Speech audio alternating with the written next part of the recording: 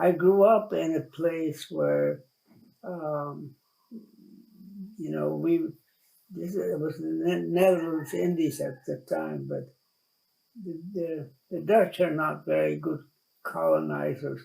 They're not interested in owning the country. Mm. They just want to have harbors where they could trade for the spices. Mm. And so the Netherlands Indies had a constitution for the Netherlands Indies. And the constitution was, the first article was that all the land in this territory, it's a very large area, belongs to the local people. And foreigners can only lease the land for 25 years. And Article 2 was that the justice in the different areas, the different islands, are the local adat, which means the custom, so not European justice. But anyway, the culture of the Malays where I lived in Sumatra. The culture is an interesting culture because it accepts what is, Mm-hmm. and it accepts people who they are. So I grew up with that idea. We today, human beings, don't do that. We don't accept things as they are. We have to change everything the way we want it to be. Mm-hmm. And so to me, when I met the Aborigines, that changed my life. Because they are the essence of accepting what is. They have no desire, no knowledge, but no desire to own anything. Mm-hmm. They don't know the meaning of the word owning. And they have no idea of wanting to change anything. I mean, they take things as they are. And they took me as I was. Mm-hmm. When we came to Malaysia in 1961, I think. Yeah, 61. It was like coming home, because in the time between 1939 and 1961, nothing has changed. I mean, in Malaysia, this situation was exactly the same as in Sumatra. The Aborigines accepted me as I was, and I knew how to do that, and I accepted them as they were.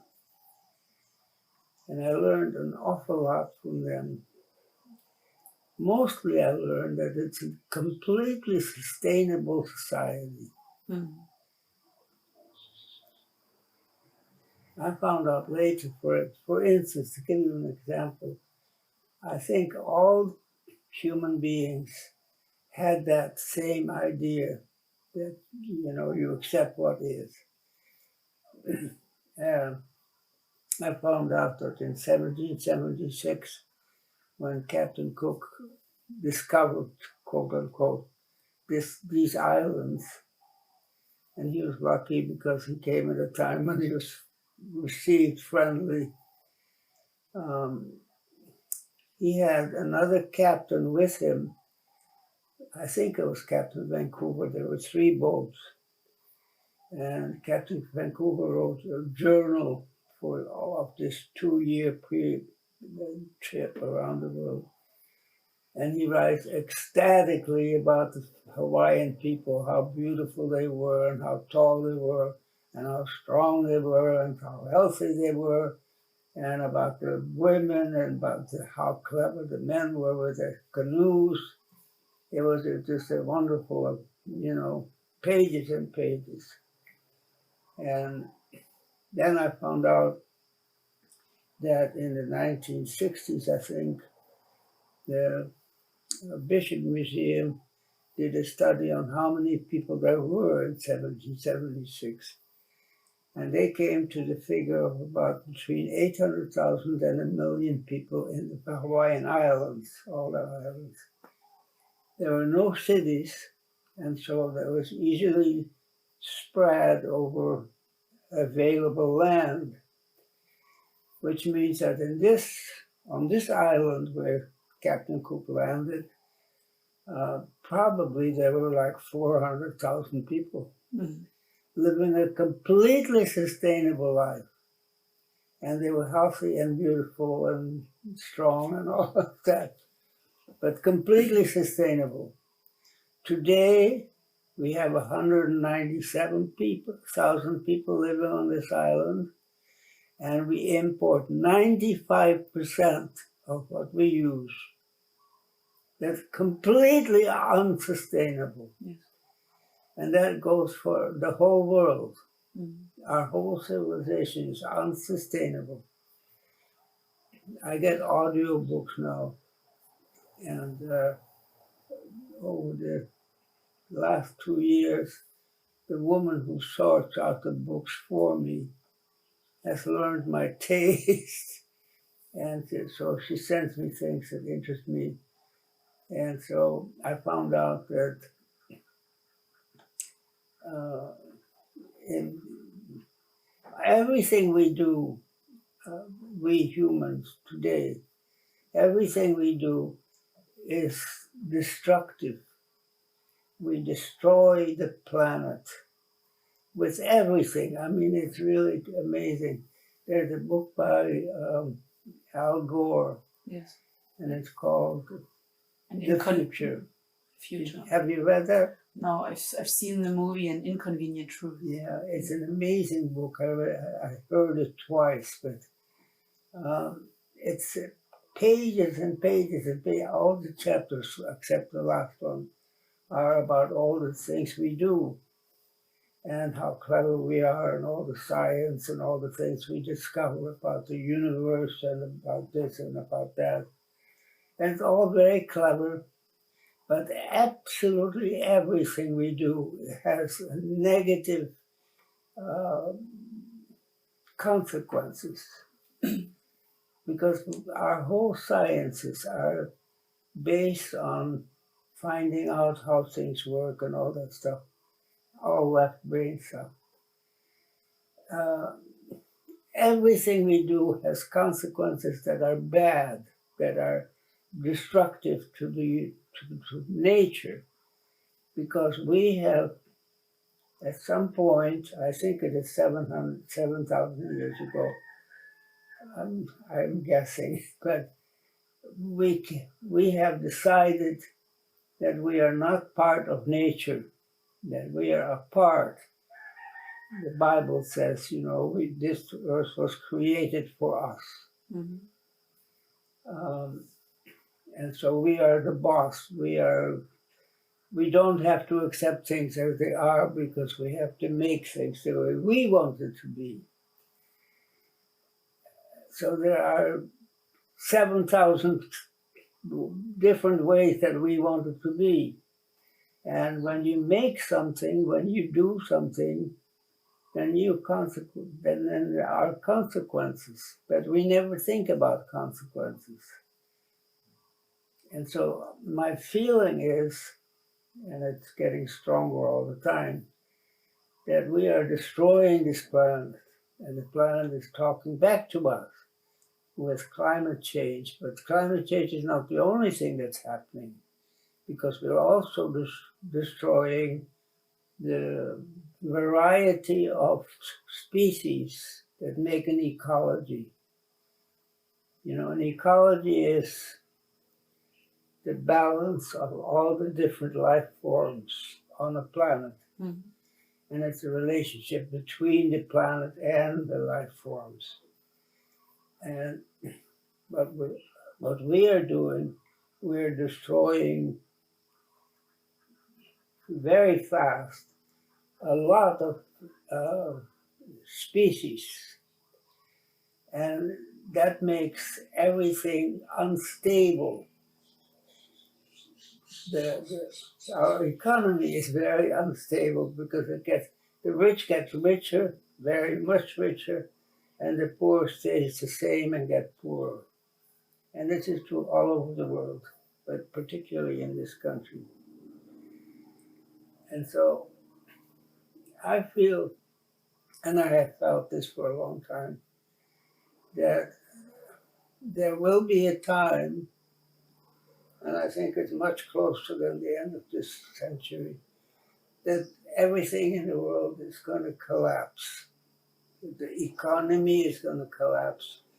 I think that there's going to be a biological collapse.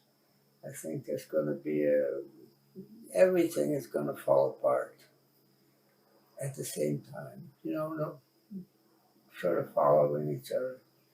Maybe an epidemic and an economical system.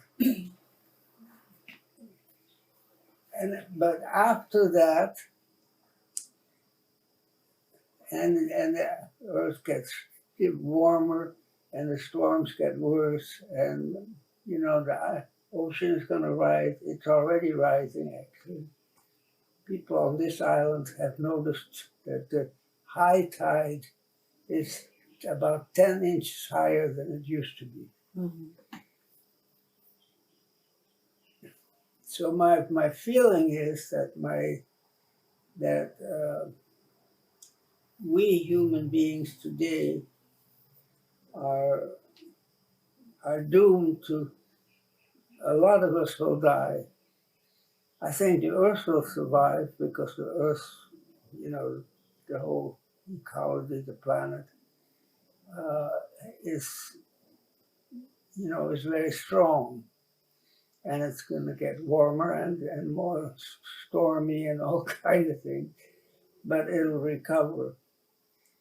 Whether humans will recover depends on how they can accept the changes. I think there are going to be fewer humans. This planet is not big enough to support 7.5 billion people or 9 billion people the way we live in America. That's right. The way we live. This is the right addition to that. Yeah, I think it's just completely out of the question. Yeah. I mean, this American lifestyle, in my eyes, has a lot of waste in it. There's a lot of terrible waste, and what we do with the waste is we throw it away. Yeah. We throw it in the atmosphere, we throw it in the water, we throw it in the soil. Mindlessly. Yeah. Yeah. And all the things we do, like I recently found out that all the GMO thing, the change in the corn, it's called maize in the rest of the world, but all these things last about 2 years, because when you put pesticide in a plant, in the seed of the plant, it does kill a certain kind of pest, but always there's like 10% or 5% of that pest survives, and then they grow. Yeah. And the same is antibiotics. An antibiotic is designed to kill some kind of bacteria, and a part of the bacteria is going to survive that, and so they grow again. And so when you make antibiotics, you have to change it every 2 years. And that's why they don't make the antibiotics anymore. Yeah, I agree. And so I didn't know any of these things. I'm learning from these audio books. But microorganisms are alive 3.5 billion years. They learn how to adapt to changing environments. Right. And when they're only like 10 or 5% left, the rest of them, they survive. Mm-hmm. And then they adapt to the new environment. Yeah. They are smarter than we are right now. So I have... No, and I think, we should trust on nature. I mean, I've noticed here, for instance, I feel very strongly I don't do anything about the garden. I don't make a garden here. You know, I leave things the way they are. I grow things the way they are. And until I got blind, I ate most of my vegetables from things that are growing. Yeah. I don't have a garden, and that works. And I've noticed, for instance, with things that come in here from outside, you know, there are at least 100 planes a day that come to these islands from all over the world. It's inevitable that they bring insects and seeds and stuff like that, Yeah. invasive species. And I've noticed that if you leave things alone, the ecology takes care of it. It takes about 2 years. I remember when there were coqui frogs. Mm-hmm. I talked to the coqui frogs. You know, I have one, you know, over there. And when I go to bed and it's getting dark, or it is dark, I hear this coqui frog and it says, "Coqui, coqui." And so I answer, I say, "Kokiki, kokiki." And after about 2 minutes, he says, "Kokiki, kokiki." And I could go to kokiki, and he learns that. But when I say kokoki, he can't learn that. Uh-huh. But I found out that the chickens, we have wild chickens, everybody has wild chickens here. The wild chickens eat the eggs of the coqui. Okay. And now we have fire ants, Mm-hmm. and they're a pest, they're horrible. But I'm quite sure that in 2 years, you know, they'll be rare. Mm-hmm. They'll be absorbed in the ecology. Mm-hmm. That's how ecology works. But we get all excited and we spend $25,000 to invent something, and it never works. So I think, I used to think that it was just simply a different way of thinking, and that I could, by my writing, urge people to think differently, think like we used to. But now I'm realizing that when you live in this civilization, you cannot think differently. We cannot give up the electricity and the smart homes and the refrigerator and all this other stuff that we deny on money. It's not that you can't. It's very hard to do. You can, but it's really hard because you get a lot of opposition from society. I think it's impossible to change because, you know, we get conditioned from birth that we are the boss, that we are the ones who create this world, create the civilization of this world. So I think, I'm pretty sure actually, that there's going to be a collapse, and it's going to be a worldwide collapse of everything, of the ecology, of the economy, of biology. Everything is going to just fall apart. Mm-hmm. It's I think it's very obviously already happening. Wars everywhere. I mean, everybody's fighting everything else. At least they tell us that it is this way. Yeah. I believe the media are not reporting what's really happening in the world. Yeah. Not fully.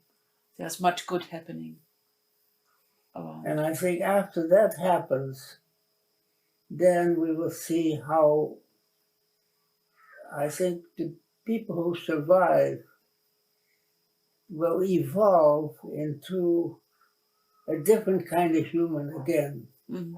We have been different humans all over our history. I keep saying reading, but I'm listening to a book now that is called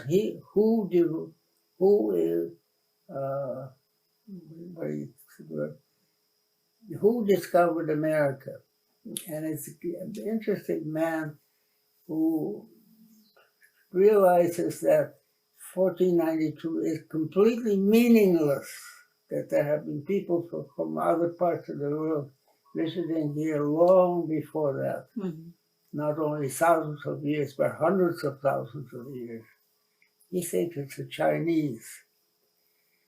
And it's a really interesting idea because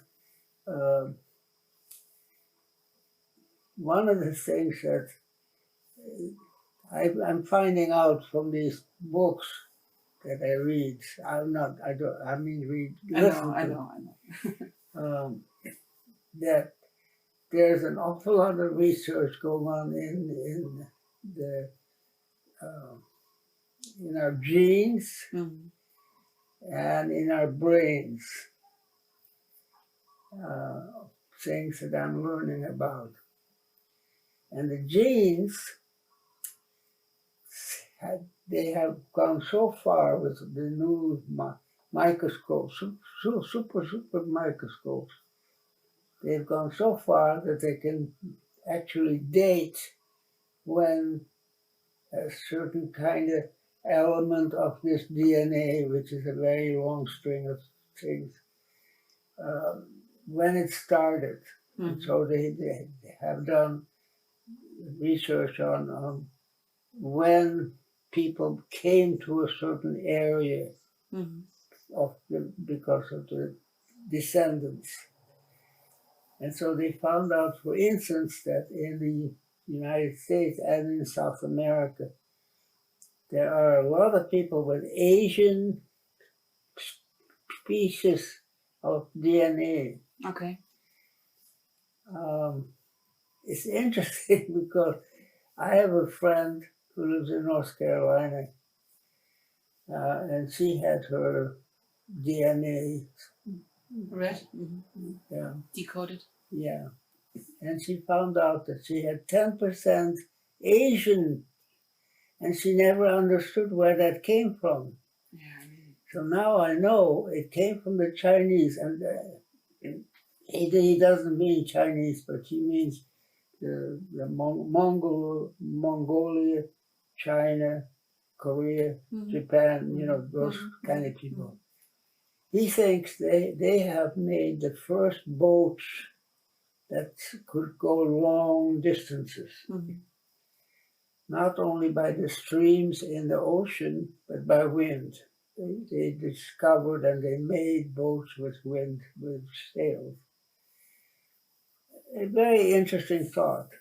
But that's like 100,000 years ago. It's not our. When we think of history as 2 years, we go back to the beginning of the United States, or 2,000 years, we go back to Rome and Greece, but it goes way further back.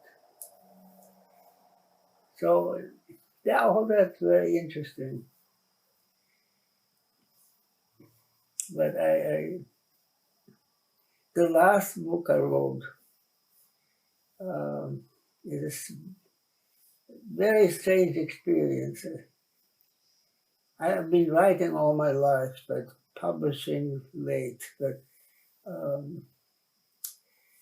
the latest book I wrote many years ago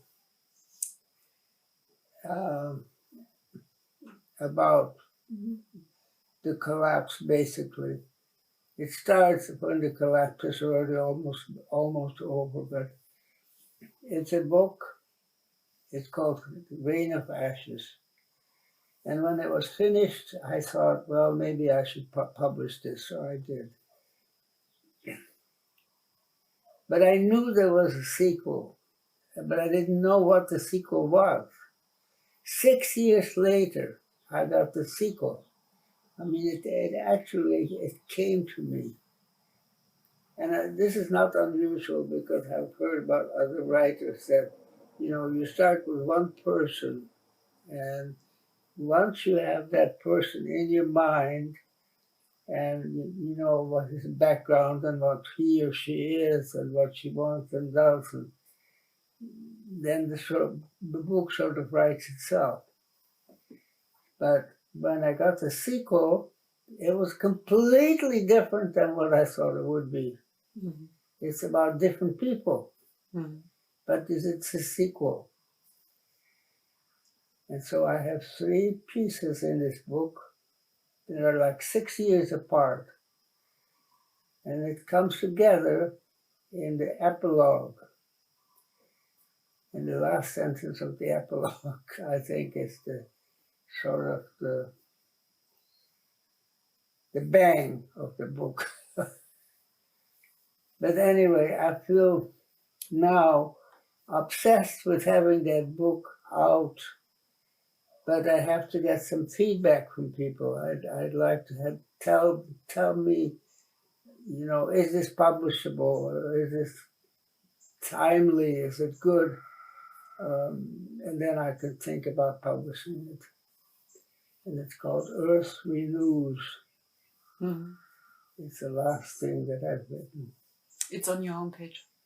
Hmm? It is on your homepage? It's on my website. Okay. Okay. It's under books, and it's in green background. It has an emphasis. Okay. It's a difficult book to read, I think, because it has a lot of unpleasant things in it, and it's 266 pages. I feel it's important. I don't know how good it is. I don't know. I think my writing is good, but I don't know. I really need some feedback on that book. Okay. And I so will read it. I will read it. I'll give you some. I tell everybody to read it. Do you think it's important for the masses, for Yeah, for it's what's important. happening on the planet? It's important that it's out there, that it's available to people. And I know that people don't read very much anymore, and that they don't read long things. And it's too long probably, but it almost feels as if it came to me. It's not my fantasy. It came from somewhere else. Because there were 6 years between the first part and the second, and then the third, and then I wrote the epilogue last year, and 2013 and 14. And at the last part, when I could still see. Mhm.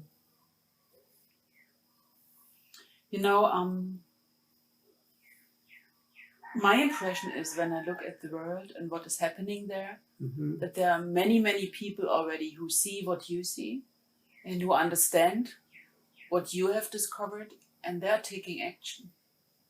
They're Yeah, like that's two amazing. forces, That's amazing to me because I get a lot of not a lot, but fairly regular telephone calls from people. I've had 2 calls from India, one from the Czech Republic, one from Sweden, 2 from Australia, and some from America too. So it amazes me because the book has been in print for 20 years. And it's never sold very many, like 1,000 a year, which is nothing. But now all of a sudden, it started 3 years ago. All of a sudden, I get these responses. You know how an exponential curve is working? No. An exponential curve, like it starts very slowly and then it rises increasingly, immensely. That's how an exponential curve is working. That's how change is happening. And that's how growth is happening and how consciousness is evolving. Yeah. That's how it explains why people are taking action, and seeing that something has to happen. Yeah, it is something like that. Yeah, that maybe explains why you get all of a sudden these phone calls, because people get aware that what you have discovered. You know, when we were in Malaysia, and there's a lot of things before that, but I grew up in Sumatra. Then my mother was very intense on sending me away from Indonesia because she was afraid I was getting too native. She was always too late because I'm more native than anything else. But she sent me to Europe to go to university. And I studied medicine, but that was in 39. And medicine was a completely different profession than it is now. And so then in 1939, World War II began officially. And so I spent 5 years of my life from 39 to, actually 40 to 45 during World War II in Holland. And I hated it. It was horrible. I know what PTSD is. What is PTSD? I think PTSD is not a disorder. It is an experience of some things that are completely unnatural, that are completely inhuman. Mm. And I can tell you stories, but I don't want to. But anyway, after the war, in 1939, I had I had a visa from the United States, but then I couldn't get to the United States. I called my father because I said, I don't like Europe and I'm afraid of this war that's coming. And he said, okay.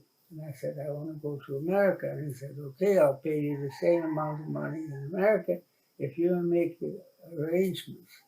So I went to the consul in Rotterdam, and there was a line of people. I stood in the line, nothing happened. So I went to the front door. There was a soldier. Now I know he was a Marine. And I said, does this line ever move? And he said, are you German? I said, no, I'm not German. And he said, well, then you come right in. And so I saw the consul, and I told him I was going to study in America. Oh, he was all excited. He got all kinds of brochures from the wall.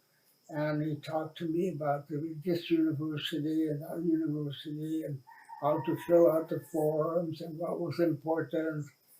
And then after an hour, he said to me, do you happen to have your passport with you? And I said, yeah. And so he stamped it and he said, an immigration visa. He said, in 5 years, you're an American citizen. Well, I went to 4 different boat companies because there were no planes at that time. And they were all booked for years in advance. So I was on the line. But of course, after the war, 1945, the immigration laws had changed, the visa was expired, and they had a quota system. I think there were 9 people from the Netherlands who were allowed to immigrate to America. And so I knew that was out. So I went back to the university, but in the meantime, penicillin had been brought forward. It was discovered in 1918, I think, but nobody had thought about penicillin. Mm-hmm. But after the war, it was the thing, so medicine had completely changed. It became a branch of chemistry. And so I didn't want to do that. I'm a healer. And so I went to Amsterdam and I found out that there was a professor looking for an assistant, and he hired me so that I could. All universities in Holland, I think all over Europe, are free. all education is free. But I had to have some money to live, board and room. And so I studied psychology. And I studied psychology, a 6-year program in 3 years. I was just frantic, I lost 5 years from age 18 to age 23. And then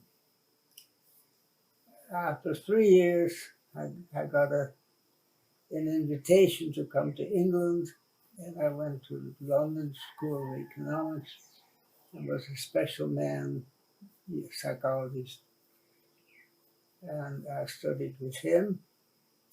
And then I got a scholarship from the University of Michigan for social psychology.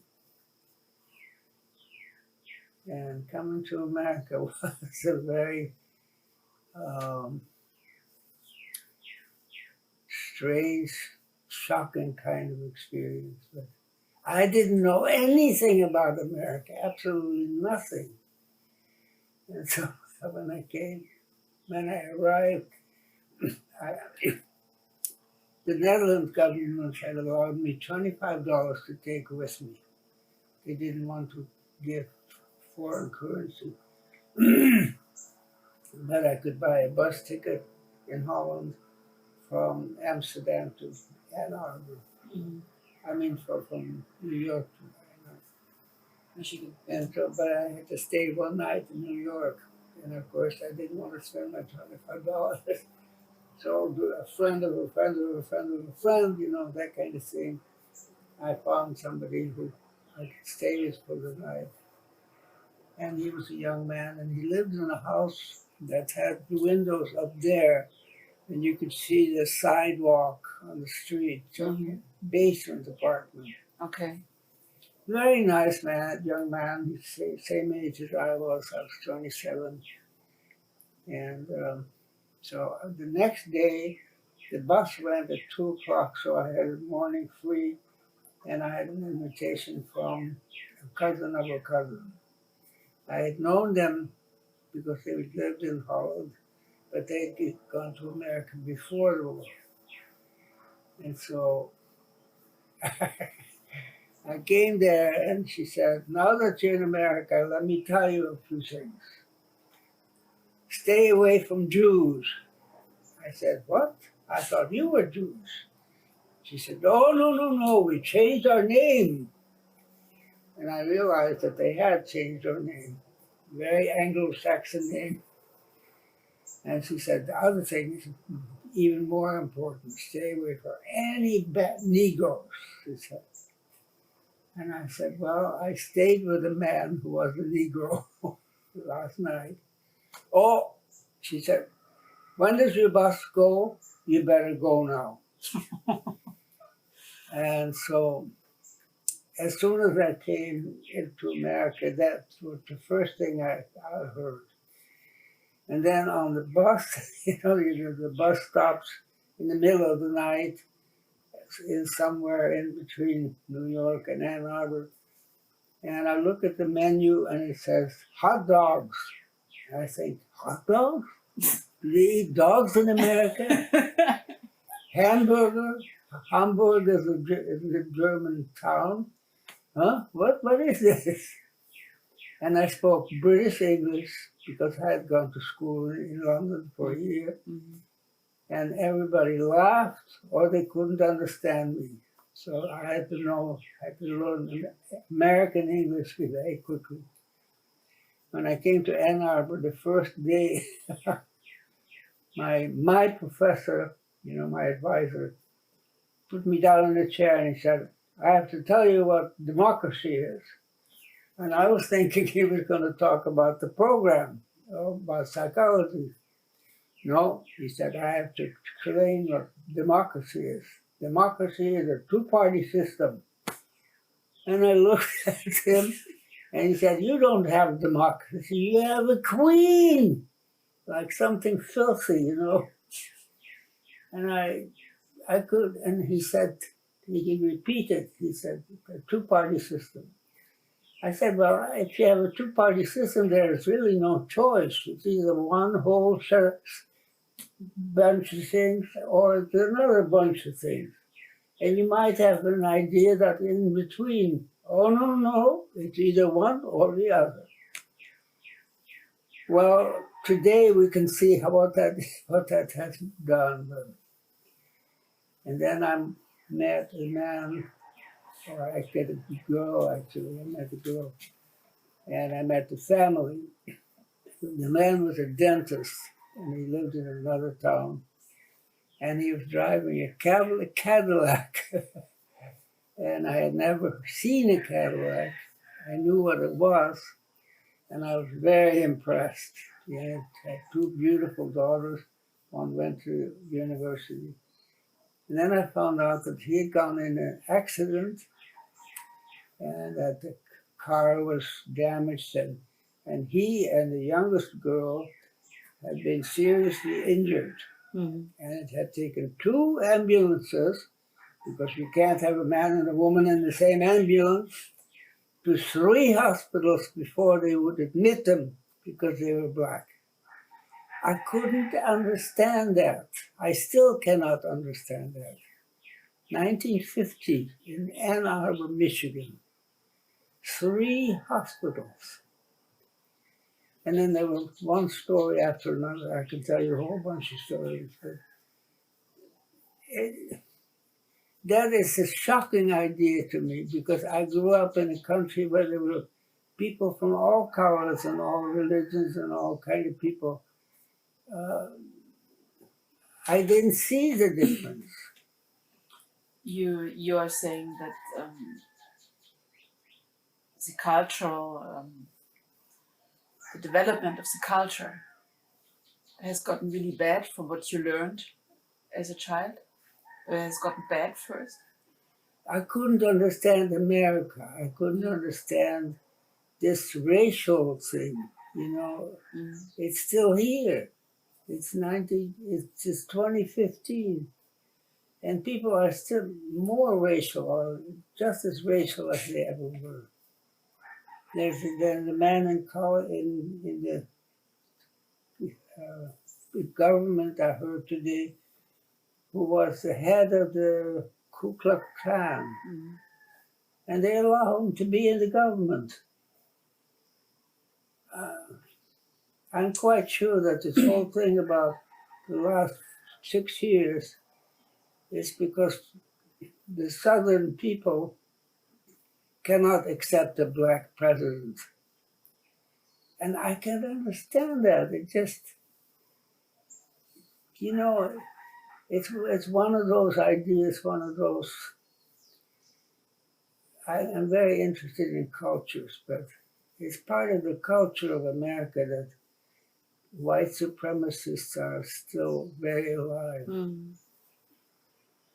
Yeah, I don't understand it either. I mean, I grew up in Europe, and we have other issues, but we don't have that issue that much. I mean, it's a little. Mm. You know, I understand I'm privileged. I'm a white one, and I see it from my perspective. Yeah. But we don't have so many. We don't have this mixture, Well, and here, thus we don't have this kind of problems. But it comes all from a different history, you know. yeah, I guess. But America is an immigration country. But I mean, this is so many generations already. Isn't there any change? And because it's nurtured. Yeah. This fight is nurtured. I mean, when I turn on the TV in America, I get advertisement with war, because war is so great. Yeah. You know, No, I don't war understand is not that. okay. No, it's not. It's unnatural for a human soul. It's horrible. It's, you know, I have traveled a lot after I got on an airplane. But I've always had jobs that made me travel all over the world. And I spent 10 years of my life studying ancient healing practices. It was too late, of course, but and I was in the South Pacific. And in the South Pacific, you know, I know one island that I went to, was 24 people on it. It was an atoll. And when you have 24 people, you don't need the government. You don't need anything artificial. I mean, the only thing that grew on the island were palm trees and sweet potatoes. Mm-hmm. But they had a lagoon with a wealth of all kinds of animals and fishes and crabs and I don't know what else. But when you have 24 people, you learn how to live together. Mm-hmm. You have to. Mm-hmm.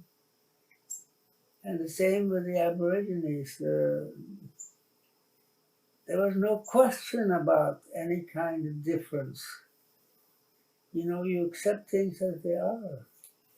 Because that's my feeling. Harmony is the natural order, you know, harmony with nature and harmony with all beings.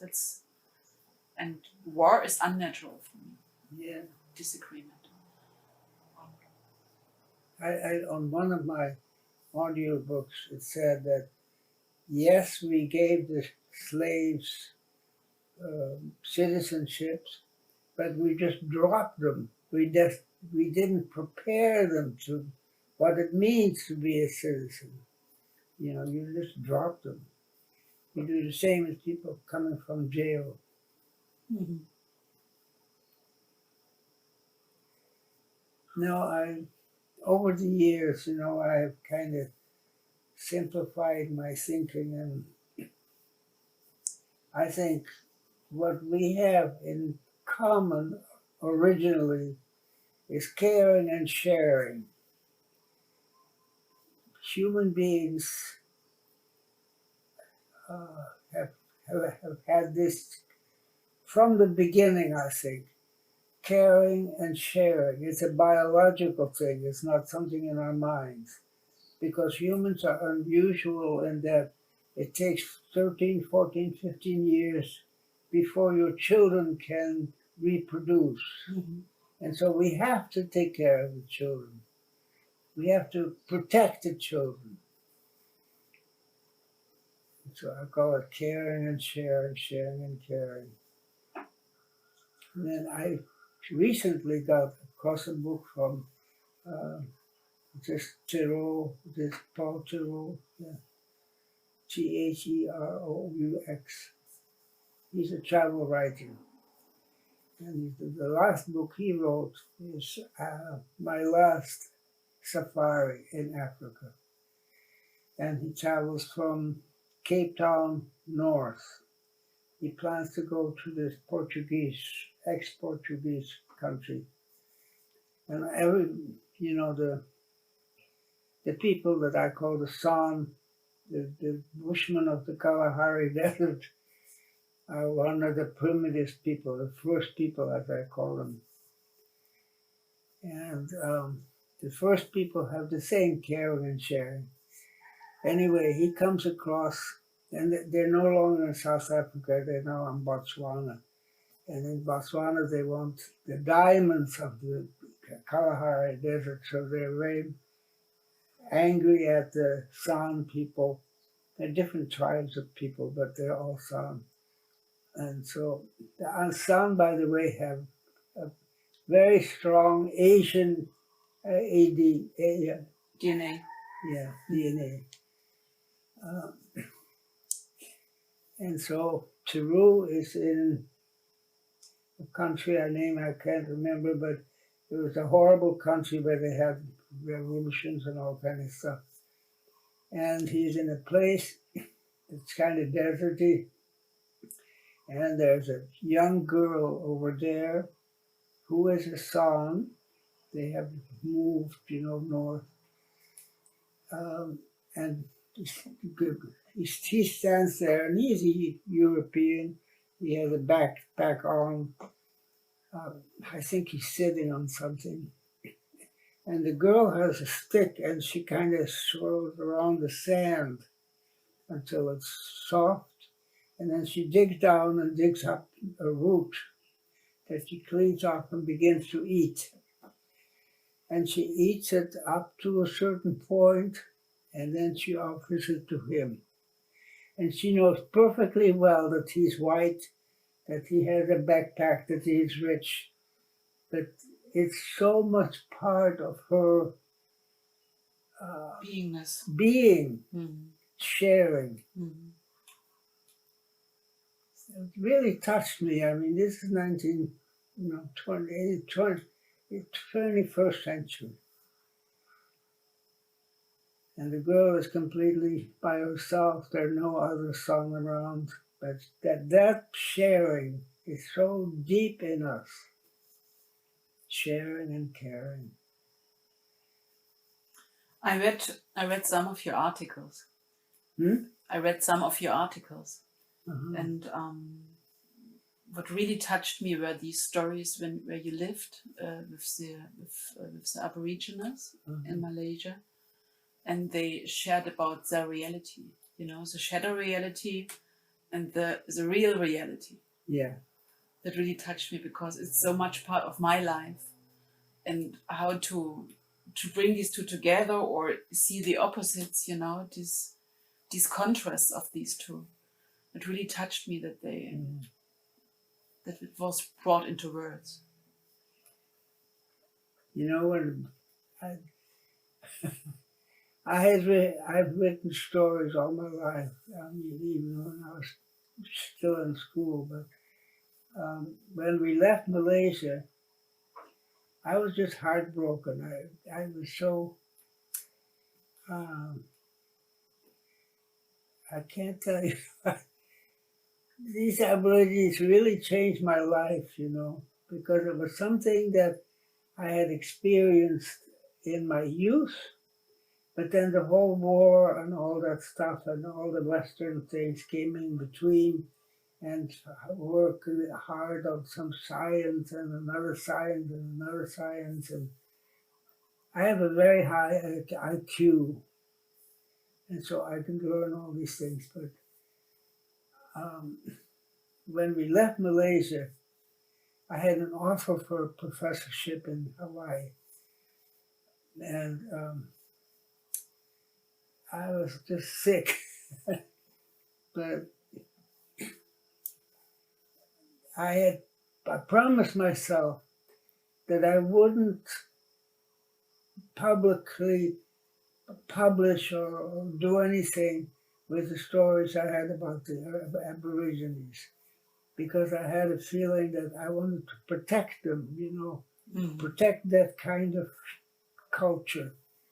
And I was afraid that if I would publish something, they would be invaded by anthropologists and tourists, and And so it was quite a while, in the late 70s, 80s, that I began to think, well, maybe I should make a book of all the stories that I have. And making a book is very different than writing a story. It's a completely different thing to do. And so I got a period of, a series of studies together. I thought, we'll make a book. I didn't want to write about only the Aborigines, but other people that I had met, that I had known, and that had something important to say. And so I was living in Washington State at the time, in an island in Puget Sound. Oh, nice. Beautiful, wonderful, wonderful people, beautiful place. Yeah. So what happened was, I was putting a book together, and I met a woman who was teaching writing. So I asked her some help, and she read the book, and she said, "This is very interesting, and you should do something about it." And I couldn't find any publishers, because you can't find a publisher unless they have published something before, and it has sold 50,000 books. The whole publishing system is crazy in America. But anyway, so she gave me 12 names, and she said, send the manuscript to these 12 people, and they will give you some feedback. And at that time there was no email, so I had to print these 12 Mhm. on one side of the page with a 1 inch round double space in a book in a box and send it through the mail to these 12 people. And I got 9 responses.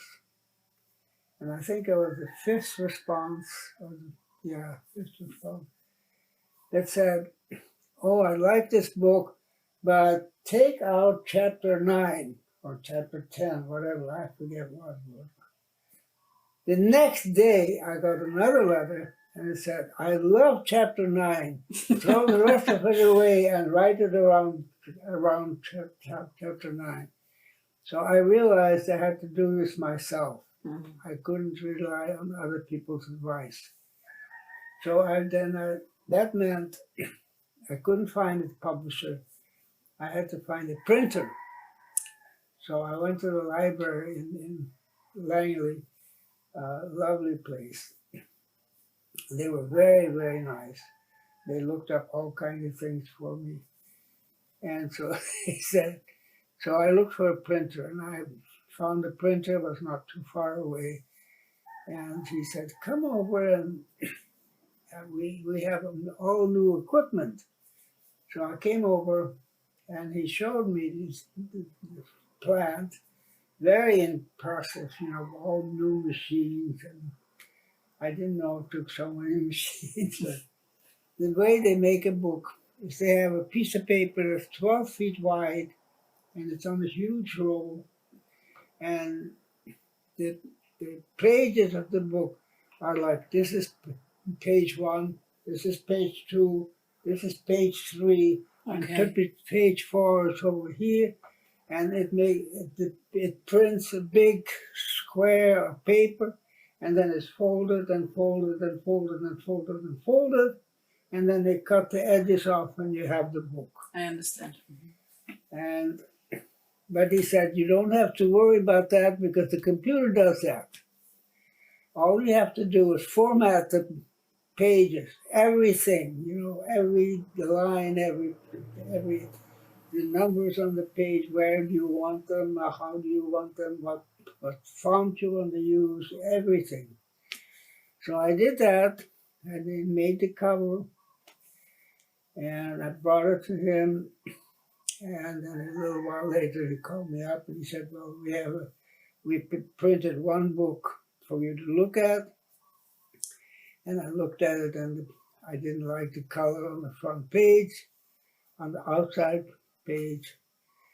And so then they changed that. And then he called me and he said, "Bring a truck, that it's ready." And I said, "Oh yeah, I have a friend who has what do you call it? A small, not a truck, but a Pickup or pickup." Yeah. And so he said, no, it has to be a truck. So I found somebody who had a truck, and we went over there. It's a 50-mile away. And we loaded the truck, and there were 56 books, and every box was like this size, and they could put in 99 books. So 56 boxes with 99 books each. This is what? 56 boxes? Yeah. With 99 books each. Okay. So that's 50,000 books, something like that. Yeah. God, what am I going to do with this? So I came back and I was living in a crummy little mobile home by the big garage. And so the whole wall of the garage was full of these boxes. So what am I going to do? All of a sudden, I have to sell it. I have to promote it. So I thought the first thing I'd do is go to bookstores that I know and give them a little piece of paper that says this book is out, and if you want some, And so I did that, and I knew bookstores in Seattle and Vancouver and some other places in Hawaii, and waited for people to come and buy these books. and it sort of sold. I don't know. I can't remember how many I sold, but it took several years. This was 1994. It came out in July of 1994, and so it was a matter of people would write me, and I would make a package of it and send them one book or 5 books or 10 books or whatever they wanted, and but I had to pay the postage, of course. Oh, God, it was horrible. But anyway, I never made any money on the book. But then in 2000, so that's 6 years later, I was in the hospital, and when I came out of the hospital, I was living in Volcano at the time. Have you been to Volcano? Mm-hmm. It's very charming, lovely town, wonderful place. And I was in the hospital, and when I came out, I stayed with my other son. I have a son who lives there, and he was living in a house over there. This was a 6-acre piece, Okay. family's land. Oh, nice. And so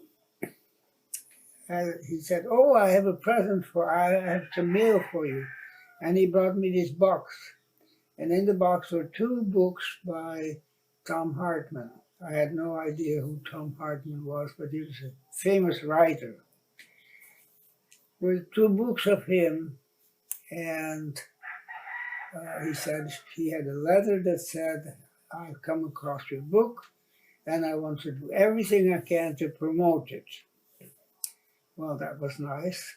I called him up, and he said, "How many books do you have left?" And I said, "I'm not sure, but I think I have 5 or 6 books left. So 500 books." "Oh," he said, "that's not enough. We have to find a publisher." So the next day, I got a call from a publisher. I didn't know anything about publishing or publishers. And he said, "Yes, we're willing to publish that book, and you get $1,000. And so they sent me this package, 17 pages of legal language, this contract. I couldn't understand half of it, but so anyway, I signed it. And then they said, of course, it has to be edited. Well, I didn't know what editing was. And so I sent them the manuscript, and the editor, I discovered as we were working along, was interested only in the language, in the grammar, and in the spelling. And obviously didn't understand what it was about, because I had one story in there. Well, it's a long story. It's on my website. It's called Manuia, Manuia. It's about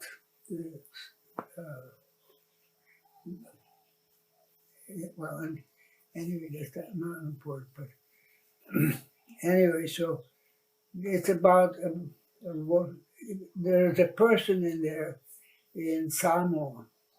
She's Henrietta. And Henrietta is a high chief.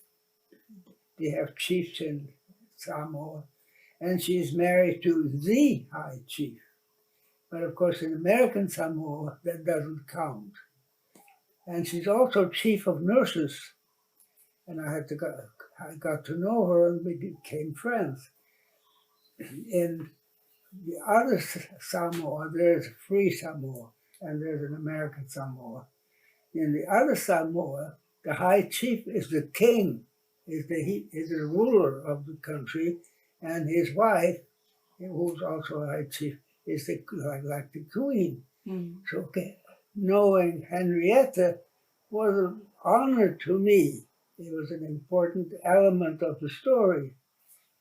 But when it came to the editor, she said she left all of that off. And she said, "This is too confusing. She's chief of nurses." I said, yeah, but she's also a high chief in her own right, and she's married to the high chief. No, you can't put that in. So I took that story out. I was mad at that. And she made other changes everywhere where I had 3 short sentences, she made 1 long, and if I had 1 long sentence, she made 3 of them. But anyway, she told me my English was okay, but it was not Time Magazine English, and so she made it Time Magazine English. And people who have read both versions, oh, and they changed the title and they added a foreword from Tom Hartman. And Tom Hartman is a romantic, and there's 2 things in there that's simply not true. But I can't get Tom Hartman to change it, and the publisher can't change it because it was part of the contract, which I didn't know. Okay, understand. So there are now 5 translations of the book, and everybody has to include the foreword from Tom Hartman.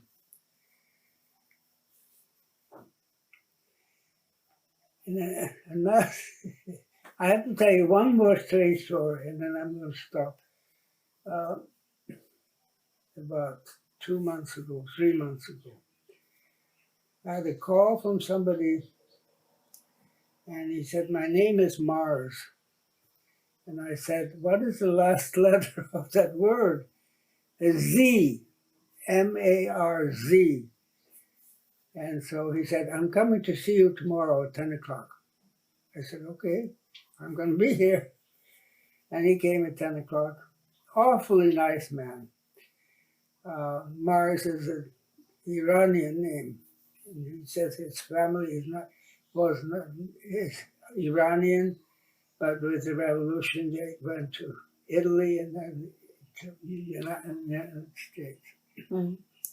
And he said, I'm rich. He owns a cell phone company. And we talked all day about, like 2 hours, about the book. And he said, I like the first title much better. The first book is called What It Is to Be Human. And the second book is called... Original Wisdom? Yeah. And he said, I like the first title much better. He said, I'm going to buy that contract with you to publisher. I said, I don't think they will sell it to you because it's still selling. Well, I'm going to do that and reprint it as What It Is to Be Human. Anyway, very nice, The next day he calls and says, I'm coming at 10 o'clock with all my family. I said, okay. So there were 9 people in this house. Women with babies, 2 women with 2 babies, and men, women. I couldn't keep them apart. A lot of people. It turned out not to be his family, but friends. Then I found out that not he, but his friend who lives in Bangkok, I found out later, has a son who is married to a girl, and they live over here on 9th. Mm-hmm. This is 22nd on 9th. And they're getting paid $16 an hour or $18 an hour to help me. I had never met these people. And so the boy, to me he's a boy, he's 39 years old, 38 years old. And the girl is 28 and they have 2 children. One is a baby and one is 4 years old. And so he's the one who helps me every now and then, Whenever I need him to read something on the computer or translate something, or he cleans the floors, he works outside. So all of a sudden I have somebody who is helping me because I have 2 sons living here. One lived there, one and Scott. Uh, and they're both working hard, because like Scott used to earn $45, $50 an hour. Now he earns 25. So he has a hard time making it. So now I have this boy who helps. I call him a boy, but he's 38 years old. And he's a nice kid, but I have to train him. He doesn't know how to deal with a blind person. He rearranged my freezer, by the way. I found out this morning. I can't find anything anymore. I know, this is over here, this is over here, this is over here. But he has moved everything to put it in. But it's nice that all of a sudden this comes to me. It's strange, yeah. But things like It's that. a good change. Is it? How do you like this change? I mean, is it the people coming to you? Yeah, it's amazing It's because acknowledgement. all my life, these kind of things have happened to me. Yeah. I've had many miracles in my life. I mean, real miracles. Some very unpleasant, but I was at the University of Hawaii. The first university I was professor was in California. I was associate research professor at the University of California, San Francisco Medical Center. And I was very lucky because I got into a group with a doctor from England who was interested in deep ecology, as he called it. Really trying to understand, what ecology is and what it does. And in ecology, everything is related to everything. Mm-hmm. It's like your brain. And that was a great, great, great thing to do. And they sent me to Malaysia, where there was a huge grant they had. And so the whole family went to Malaysia for 2.5 years. And then after that, I had an offer from the University of Hawaii to become professor at the university in the School of Public Health. And eventually I became the head of the Department of International Health. And I had to travel because we had this huge grant, $1 million. Of the university gets 43% of that off the top, but we still had $560 a year. And I spent most of it traveling. So I went everywhere, and everywhere I asked for native healing, What do you do on this island for native healing? So are there many kind of different of healers here, of native healers here on this island? Or Yeah. how much? Anyway, how this ended, I will tell you one more story. When I traveled, I had to travel on American-owned airlines because there was a federal grant, and they only went to either Samoa or Guam. Mm-hmm. And anything south of there, I had to go to other airlines.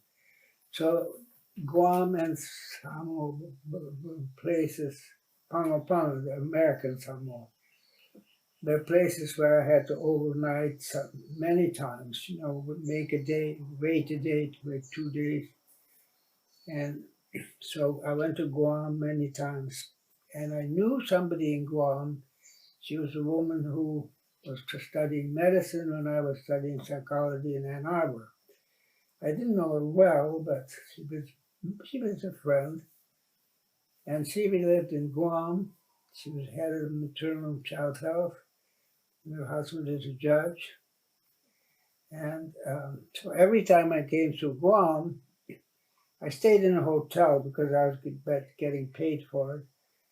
But the last dinner was always with them, and then they would take me to the airport.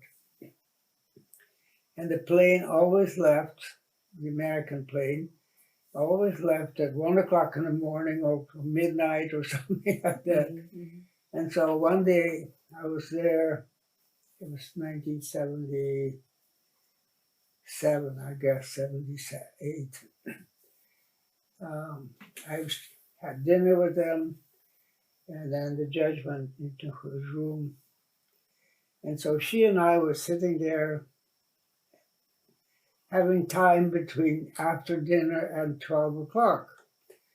And so we talked and talked, and I knew she had had a blood clot in her left thigh.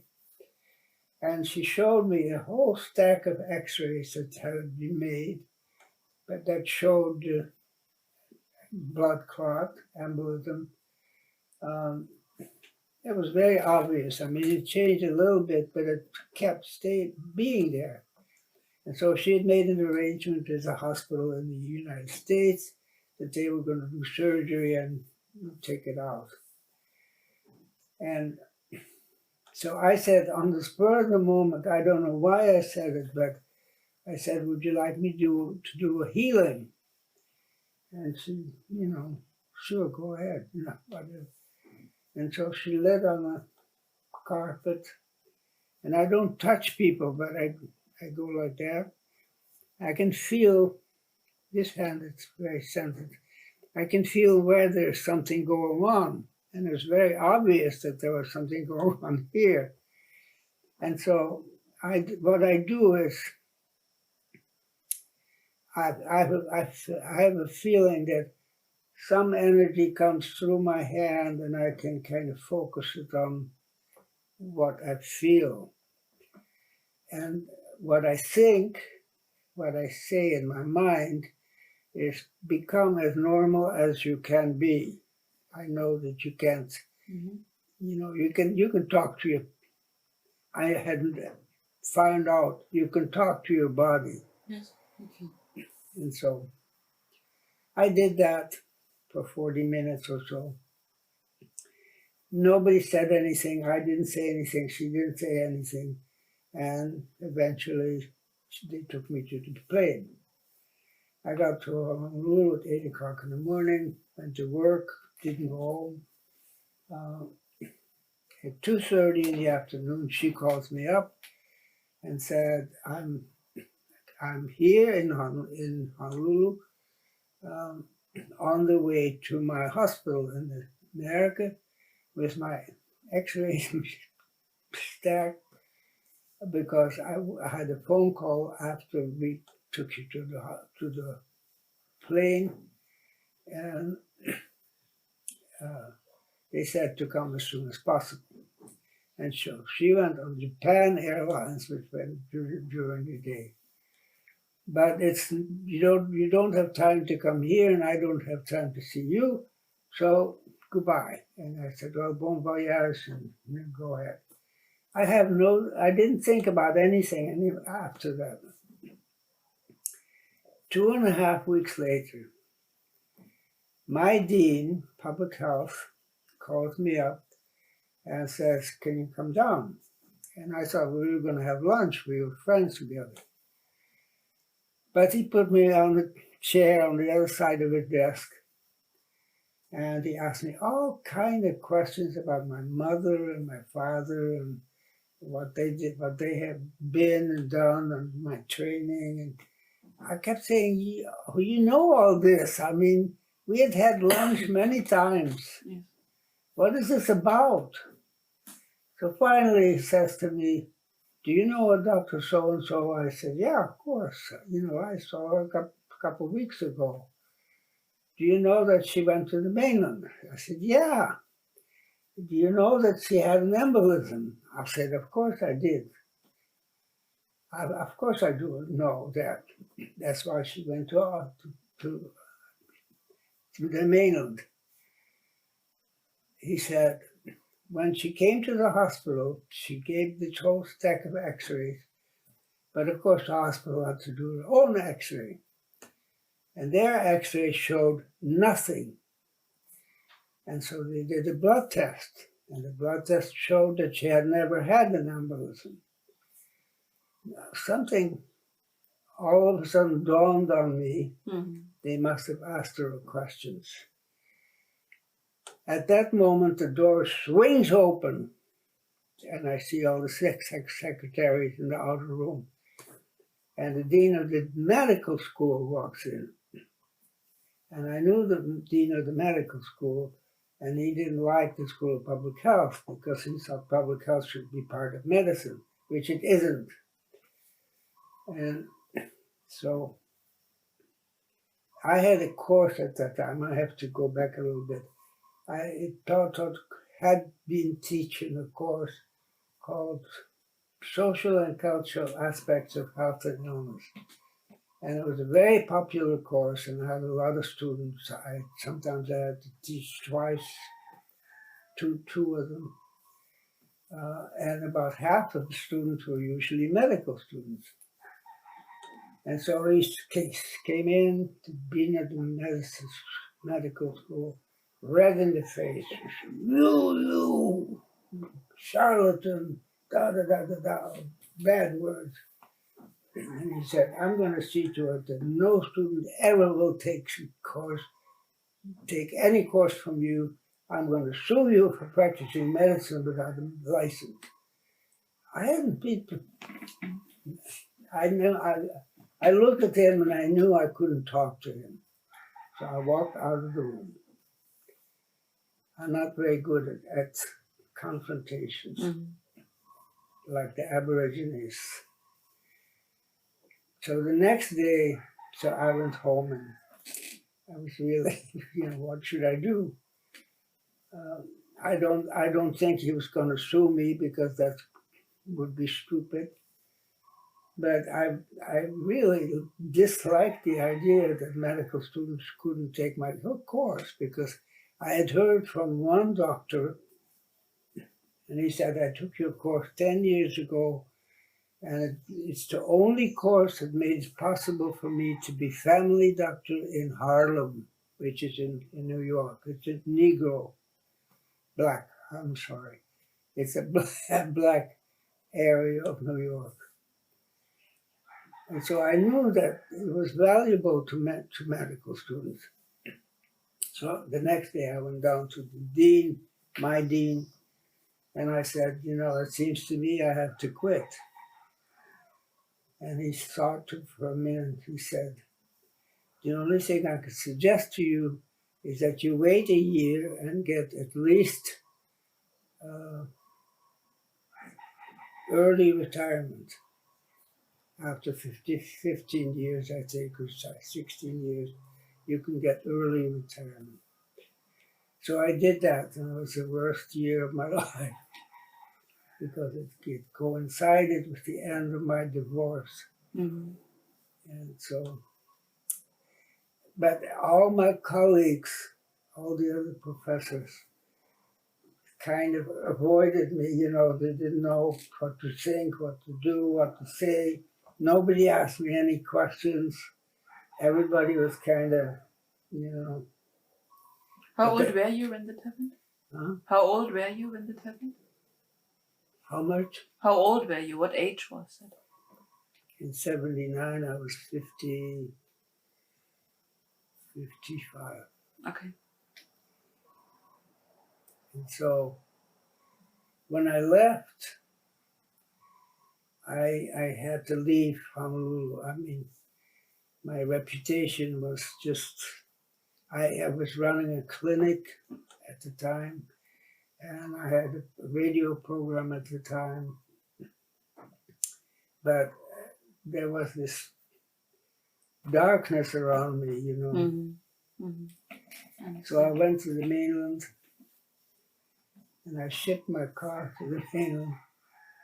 And when the car came, I thought, what should I do? Where should I go? What's my life going to be? I knew I didn't want to go to the East Coast or the Midwest or the South.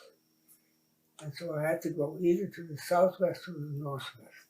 And I had been to the Southwest, so I decided to go north. So I went to the ocean and through the mountains and the ocean, mountains. You know, where do I want to go?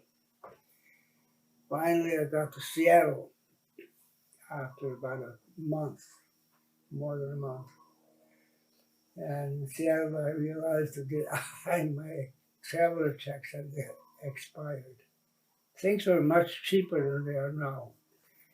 But so I looked in the paper and I found an apartment nearby.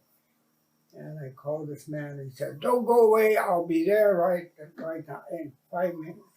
So the man came, he showed me the apartment. I paid for 1 month's rent. I had one big suitcase and one small suitcase, and I went into an unfurnished apartment, but Unfurnished, okay. it was had a carpet. So I slept one night there, and the next day I decided I had to call my parents. I didn't know why, because I could have called my children. I should have called my children. Nobody knew where I was all this time. I called my father, who was in Holland, and he said, "Oh, I knew you were calling because your mother had a stroke. Can you come over?"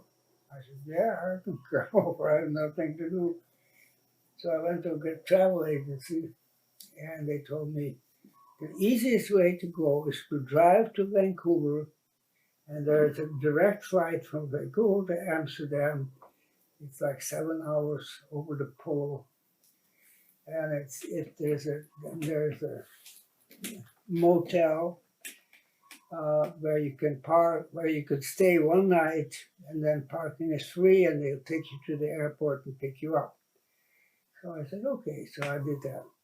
So I went to Holland, and my mother was getting better, and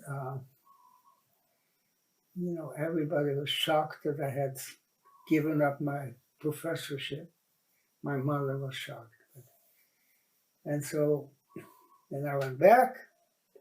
And when I came to Vancouver, the plane landed at 2:30 in the morning or something like that.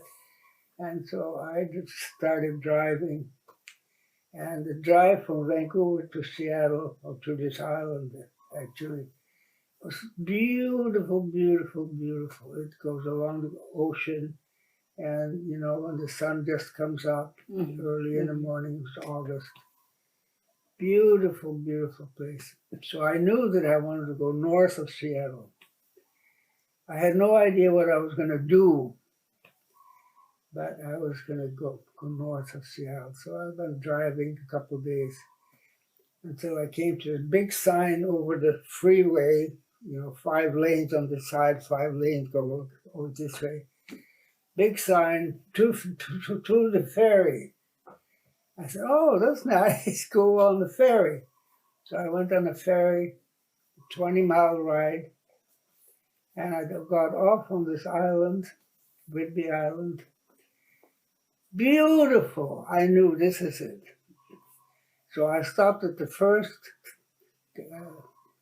real estate agent, and there was a nice lady, and I said, I want a cabin in the woods." She said, "Where?" I said, "Well, here, you know, on this island." She said, "Yeah, but you want on this side of the island or the other side, or on by the water or above the water or in the woods?"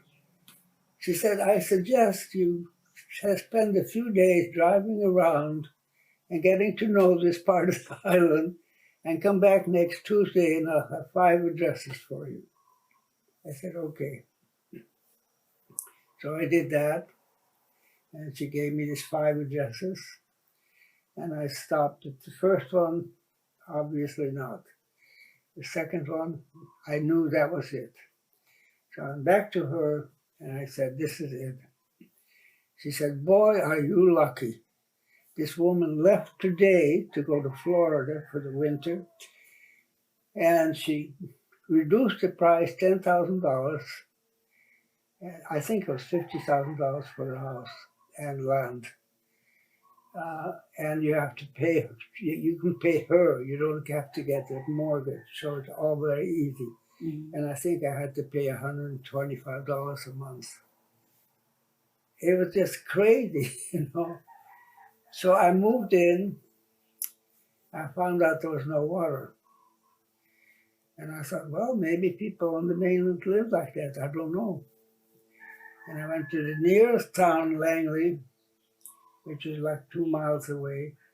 It was in a wooded place. It was a beautiful woods, 2 acres, uh, fern trees, you know. And the house was so small, but perfect for me. And it was very beautifully located. And so I went to Langley every other day, and they had a park with a shower, and I got some water and lived there. And then I found out that there was a well that was a hand dug well, it was only 60 feet deep, and it had dried up. And there was a well house that was really cute, was overgrown with moss and all that stuff. And so I found out you could drill a well. I called the drillers, and they came over, and they said, "Well, we can drill in the drill house. You know, it's nice drill house, and the lines are already in. But then we have to cut this tree and this tree and this tree." I said, "No, you're not going to cut any trees." "Oh, okay. We can't come today. Anyway, 2 weeks from now we come." So I said, "Okay." So I went looking for willow trees. I was going to douse for water. That didn't work for me. So I kind of forgot about it until the night before they were coming, the afternoon before they were coming. And all of a sudden I thought, oh my God, I have to decide where they're going to drill. And I don't want them to cut any trees. Mm-hmm.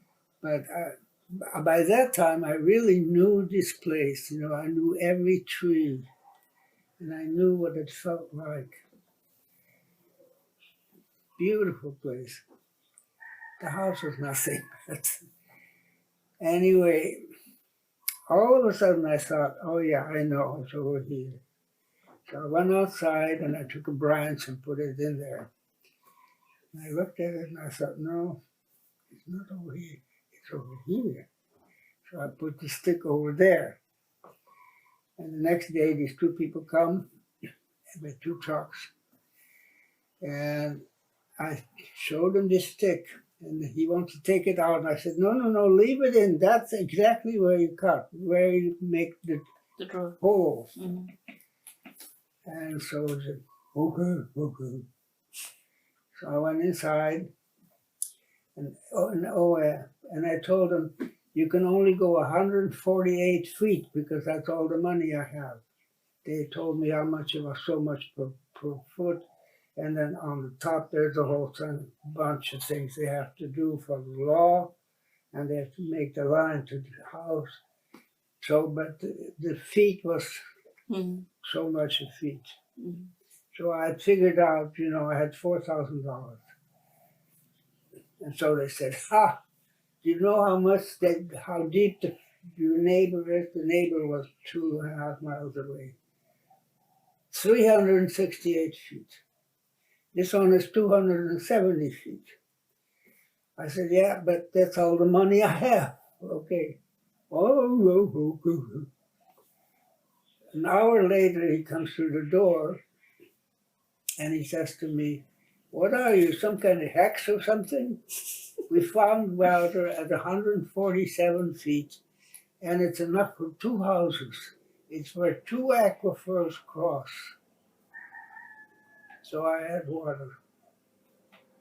And those things happened to me all the time after that. And I finally figured out, in America, you know, the culture is like this, blindfolded. Yes. Goals and objectives. You know, you make a plan for yourself. This is what I'm going to be. This is what I'm going to do. And so I don't look anywhere else. I go straight ahead. The opposite is to go like this. Whenever you walk along and there's a door here, I look into the door. Maybe there's something that's interesting or nice or good. That's how I travel. That's my travel style. Yeah. And so I did all kind of things. I just, it really came to me, you know, from that time on. I lived like an Aborigine. I was just thinking, you are very lucky that you were imprinted in I'm very Malaysia, lucky. or not in, at least not in America. I'm very lucky that I allowed myself to do that. Yes. And I really, I know that it is because I have known the Aborigines. Mm. You know, that's how they lived. They didn't make plans. They didn't have goals and objectives. Mm. They lived where they could live. One more story and then I'll stop. I enjoy your stories. I walked along one time with 3 boys. The oldest probably was, it's hard, I'm not very good about the ages, but he was probably 17 or 18 and the other 2 were younger. And as usual, you know, they don't talk very much. But I always had this feeling that they were talking to each other. I couldn't prove that, but You mean telepathically, or not with words, talking, just silent? That they were communicating with each other. Mm-hmm. Because every time I asked a question, there was a silence. And then one man would speak up, or a woman would speak up. And I knew that they had communicated with each other. Anyway, we were walking along, silent, and all of a sudden, all 3 of them stop, and I walk one step further. I have to go back, and I look at them, and the oldest boy says, "Mati," which is Malay, and it means dead. And I looked at him, and I said, "You're not dead." I didn't speak their language. I spoke Malay, and they speak their language. But I understand them. They understand me. So I said, "You're not dead." No, that's not what they mean. And he said, again, "Mati," like that, including the boys. And it comes to me that what they mean is, we are dying out. And then when I think that, they all nod their heads. Mm-hmm. And I said, "Why are you dying? Why? What makes you think you're dying out?" And then I can't explain to you how I know that, but I know that they mean we are dying out as a species, as a kind of person. And I say, why? Because the way we live is impossible now. And I think that's true. And they have died out. Yes. And they've died out all over the world. Not quite, but you know, in Malaysia, for instance, when we came, Malaysia had been independent for like a year or 2 years when we were out. And we were given a piece of paper that said, you know, Malaysia is an Islamic state. Did you know that? Mm. Okay. Mm. Indonesia is not, but Malaysia is. And the 50% of the population is Malay, and all Malays are Muslim. 30% is Chinese, 20% is Indian, which means either from India or Pakistan or Bangladesh or Sri Lanka. And they're mostly plantation person, you know, rubber plantation. And the Chinese have been there for 300 years, and they have the little shops and the stores. And the Malays are kind of, well, they're the Malays. Anyway, and then in the middle of that piece of paper is a little thing like this. It says, and there are also Aborigines estimated at being 30,000 Aborigines. And so I was very curious. I was, everywhere I went when I traveled, I always tried to find the lowest people because they have the real culture. You know, they're not Western, they have the real culture. So I tried to find these Aborigines. Nobody knew anything about them. They didn't know where they were, who they were, what they were like, nothing. And so it was very frustrating. And I had lots of jobs because I had one official job to do research. But because I spoke Malay, all kinds of people asked me to be translator for them. And so finally I went to a meeting, and there was this man standing in the corner, not taking part very much. And he was shorter than the Malays, and he looked kind of different. And so I went to him and talked to him, and I said, "Are you Malay?" And he said, "Well, yeah." He said, "But my mother was Aborigine." "Ah, can you tell me how to reach her? I want to find out who they are, what, you know." And he said, "Well, she travels a lot. She walks around a lot.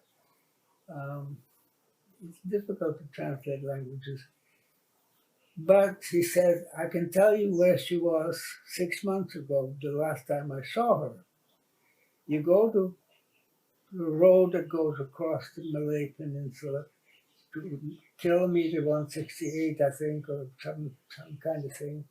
And there's a Chinese store. You can park the car there, and they will show you the path." I said, "Okay." And so next Saturday, I went with a friend. He was a Malay boy, but he was Chinese. Uh, he was a nice kid. So we went to the kilometer 168, and that was a Chinese store. And they said, "Oh, yeah, you can park the car here, and there is the path." So we went on the path. And this is jungle. But jungle is dark. It's not what you think, you know, it's not wild. It's dark because all the green is above. And so we were walking along the path was pretty obvious. There's only one place where we doubted, but pretty obvious where the path was. And we must have walked for about an hour. And all of a sudden there was an open place. When a big tree falls, it's open and it's light. And so we stood there for a minute, and we could hear voices, not singing exactly, but like that. People sort of wandering around. So we thought that was probably the settlement place that we were looking for. So we walk on, and then the path goes like this, and we come to this little tiny open place, and there's 3 huts, very primitive huts, bamboo, tall, very flimsy, not a soul inside, no person, no babies, no kids, no dogs, nothing. So we decided to sit down. And we had decided before that we would sit down on the floor rather on the ground rather than stand up because we're taller than they are. And so we sat down. I remember leaning against one of those poles and must have slept or rested for 20 minutes or so. And I see this face peeking around the tree. And a wonderful face, full of rimples. Not rimples for old age, but full of laughing or smiling. It's expression, facial Yeah, expression. you know, it was really fun. And then I smiled at him and he smiled back, and he came out. And I talked to him in Malay, and he said he didn't speak Malay, and he said he answered something, but somehow I could understand, and he could understand what I meant. We're coming, we just want to get to know you. And we had very consciously dressed very simply, tennis shoes. I didn't have anything with me, no camera, no recording, nothing. And so gradually, other people came out. There were 10 people in that place, 2 children. And so we spent the whole afternoon there doing this strange communication, in 2 languages. I don't know whether you can understand that, but it's true. We did communicate. And so then we left, and before we left, there was one man, an older man, who spoke some Malay. And he said, when you have time, you should go to another settlement that I know of, because they would like to get to know you too. And he told me, you go to another road and tell me the so-and-so, and they will show you that path. So the next Saturday, I went by myself. And from then on, everywhere I went, they would tell me, oh, go somewhere else, go over here, go over there. And everywhere I went from that time on, there was somebody on the path before I came to the place. I think it's in the book. Yeah, I've heard that. And I couldn't understand how they knew, because they have no phone. I can't tell them when I'm coming. I don't know when I'm coming. I had a family. I had a job. Usually it was Saturday or Sunday I could go. Sometimes I took an afternoon off. But I was busy, I had 3 jobs, 4 jobs. So the whole thing was. How could they possibly know? Huh? How could they possibly know that you would become? How could they possibly know? I finally found out that they didn't know it was me, but they knew that something was coming down the road. They didn't know it was me coming, but they knew me. They'd never met me, but they'd heard about me.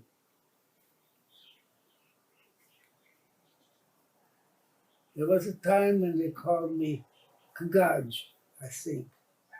That's what I remember what it was. But I knew it meant elephant. And it made me unhappy. I didn't like to be an elephant.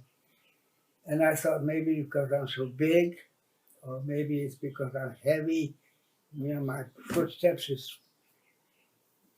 So I didn't know what they meant. But I was staying overnight at a new place. There were 2 huts, one here, one here. And I went into one hut about 5:30, 6 o'clock. And there was a woman and a boy. I don't know whether they belong together, but they don't belong together.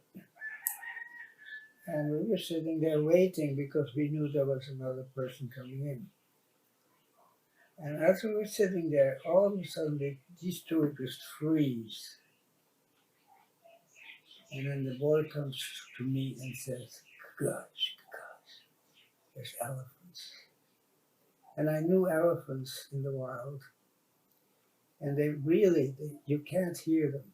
They're very, very quiet. You can't hear the footsteps. And so I thought, I kind of listened, and I imagined that I could imagine that there were 3, maybe 4 elephants walking between these huts. And all of a sudden, there's like somebody touches our hut. And I know that an elephant, they could have, with their nose, they could have just smashed the hut. And it wasn't like that, it was just very, very little bit. Like somebody went like this, Very touching. gently. And the boys throws themselves on my lap. And they said, they know you're here. And I listened. Then the man, about half an hour later, no, less than that, 20 minutes later, the man comes in and he calls me Ba Wu. He doesn't call me Kagash anymore. How does he know? Ba Wu is, Ba means man or Mr. And Wu is what they think of as wolf. And from that time, everybody calls me Ba Wu. See, I mean, how do they know that? You know, there are levels of knowing that for civilized people are hidden, I don't know. I mean, usually. But elephants. But you know, when you allow yourself, I have had other experiences like that with Western people. They know things, and I know things that I can't possibly know. Exactly. And they are so open to silence. Yeah. You know, they hear knowledge then. They hear what they need to know. What is your background? My background. I mean, what do you do? Where have you been? I'm doing very different things to what I'm talking about now. Or I have done very different things. Speak a little slower and speak up because my hearing is bad. I've worked a lot with computers the last years, but what I'm really doing, what I'm really interested in is I'm observing what's happening around us. I'm watching people, I'm watching civilizations, I'm watching what's happening, you know. I'm making conclusions and I'm finding solutions. Mm-hmm. And I'm very, very interested in indigenous people. Yeah. Their wisdom and their lifestyle. Mm. I like elephants a lot because they're very sensitive animals, you know. They have big feet, but they're incredibly sensitive. Mm.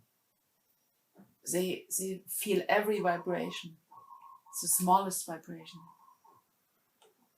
And you find the same thing, right? Yeah. Yeah. Caring and sharing. Yeah. Yeah. I think that's the only future that's sustainable. Is if we can go back to that openness, you know, where we accept things as they are, where we accept each other as we are. That son is very good at that. You know, I've observed humanity, and I'm looking at history, and not only 5,000 years, you know, many more years. Yeah. The history that they are trying to hide from us. Yeah. And I came to the conclusion that we are in some cycle of evolution. What you're saying about the wisdom and the knowledge that the Aborigines had, and that is getting gradually less and less and less. Yeah. And there has a culture has come in that has just only this tunnel look, you know, only looking like that instead of this. Yeah. But this is changing again to this. And it's for me, I'm young. For me, it's so exciting to see how things are getting better. They are trying to hide that from us. They are only telling us the bad stories about war and death and destruction and all this stuff, you know. But there is so much positive out there. And that helps me a lot to get this ancient wisdom, this Aboriginal wisdom, you know, to get it in so that we can grow into this again. Mm. Yeah, yeah, yeah. And I think it's still in us. It is. Underneath all this, you know, PhD and all that stuff. Yes, it is. It's still in us. It is not lost, it is still there. We just need to reactivate it. Yeah, it's. And I like this a lot about your stories. This Mm-hmm. that is very special.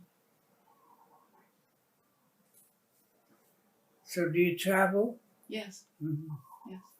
I have been here in Hawaii for 4 weeks. Mm. I needed to go away from the winter, from the snow. Have you been to the South Pacific? Yes, I lived in Australia and New Zealand for 2 years. Mm. Islands? On Fiji. Mm. I've been on Fiji. Yeah. I love the islands, and I love the people. My daughter-in-law over there is from the Marquesas, which is French Polynesian. Yeah. And God, I love Polynesian people and Melanesian people. But this island with 24 people on it. Well, the other island was, had 100 people on it, which is nothing. And when you have 100 people, there's no government, there's no leader. You don't need it. Mm-hmm. There's no rules. You make your own rules. And you're close to nature. You're in nature. You're part of nature. Sometimes I find it very funny how different nations can be, or the identity part, Mm-hmm. People ask me all the time, where are you from? As if this tells something about my identity. This is just a joke, and then they know that and they turn around and mind their business. Mm-hmm. Has this information changed them in any way? It has not. But nations or people from nations can be so different. Their culture is so different, That's interesting. That fascinates me. Yeah. How old are you? 40. See, Yes, the woman who came yesterday asked me whether I had contact with younger people, because she said, these thoughts are coming back in young people. And I have. I think young people are different, the younger generation.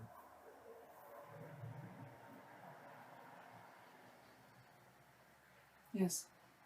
And luckily they are. We would die out. Marty. Marty. No.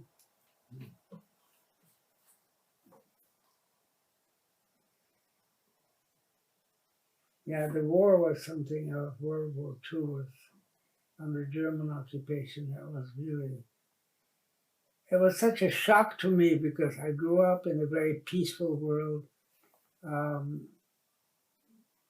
with many different kinds of people. The Malays were the majority, but there were Indians and black people and, other people.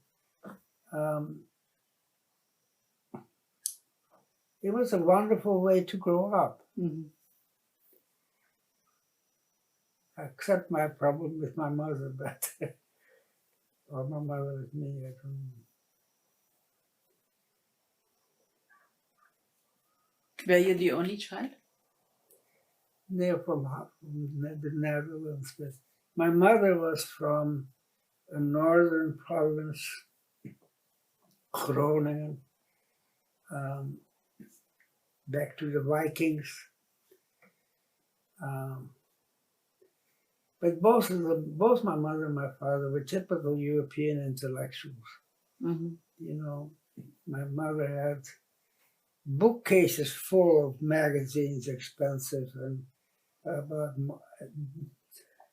all kinds of things, art and architecture and stuff like that. My father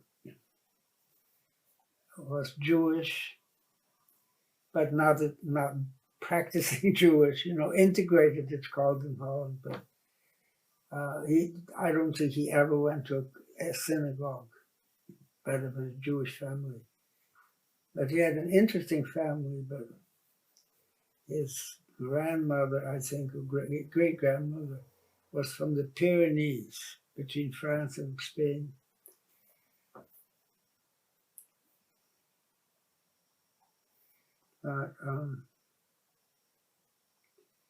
I've never liked Holland. I've never liked the Netherlands. I don't know why exactly, but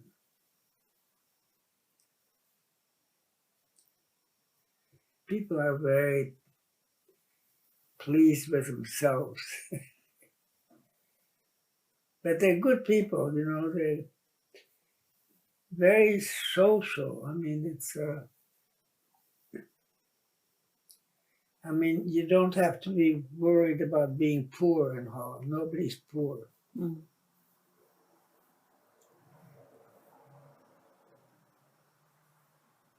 My sister died in September of last year, very unexpectedly. She had the same eyes, but I don't know what happened exactly then. Where was she living? In Holland? Yeah, I was never very close with my sister, but you know, we grew up in the same place, but she grew up very differently. Mm-hmm. Maybe because she was a girl, but she didn't relate to the Malays as I did, and she doesn't relate to animals as I do. I don't eat meat because I object to growing animals to be eaten. You know, I know that life eats life, but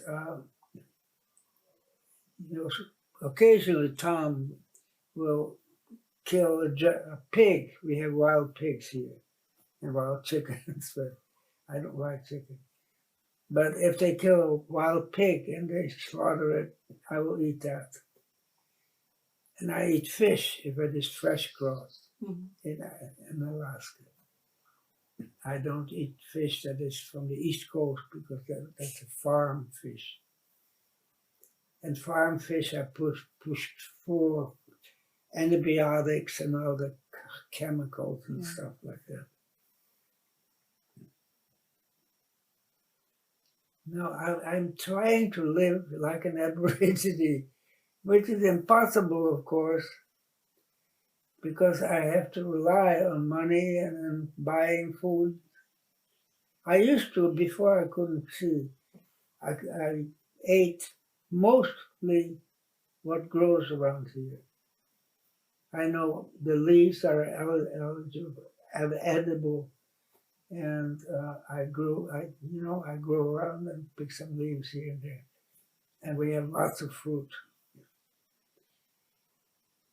And we have sweet potatoes grown wild. Mm-hmm.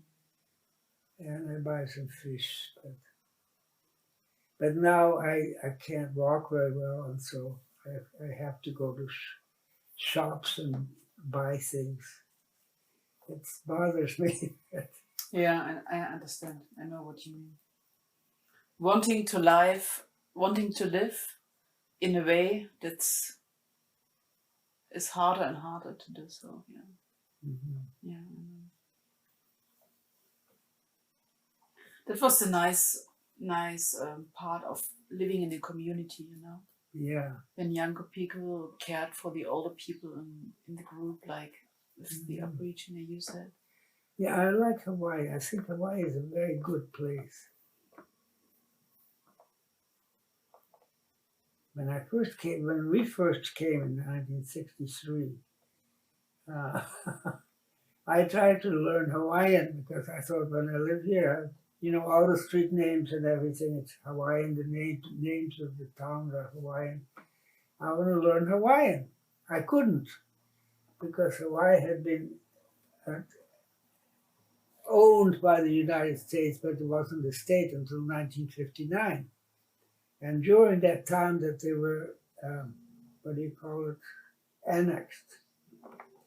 During that time, which is from 1899 to 1956, Hawaiian was forbidden, the hula was forbidden, you couldn't do that. And so it hadn't come up yet. But then since then, there's a sort of a Hawaiian renaissance. And now you can learn Hawaiian. And so I tried to learn Hawaiian, but I was too late, you know. I used to know 8 languages. Now I can only speak 4. I found out that scientists found out that all children in the world born can learn the language that is spoken around them until they're 4 years old. Mm-hmm. And if you learn more than one language before you're 4 years old, then it's much easier to learn another language afterwards. It is. And so when that boy was born, the father is American, although he was born in Suriname, and his wife is Marquesan. But she learned Hawaiian easily because they have both Polynesian languages. The sentence construction is the same, the pronunciation is a little different. But that boy speaks 4 languages now. Mm-hmm. How old is he? He's 18. Mm-hmm. And he's a real Polynesian. He's very tall, beautiful, curly hair, beautiful guy. Very lovely guy, wonderful guy.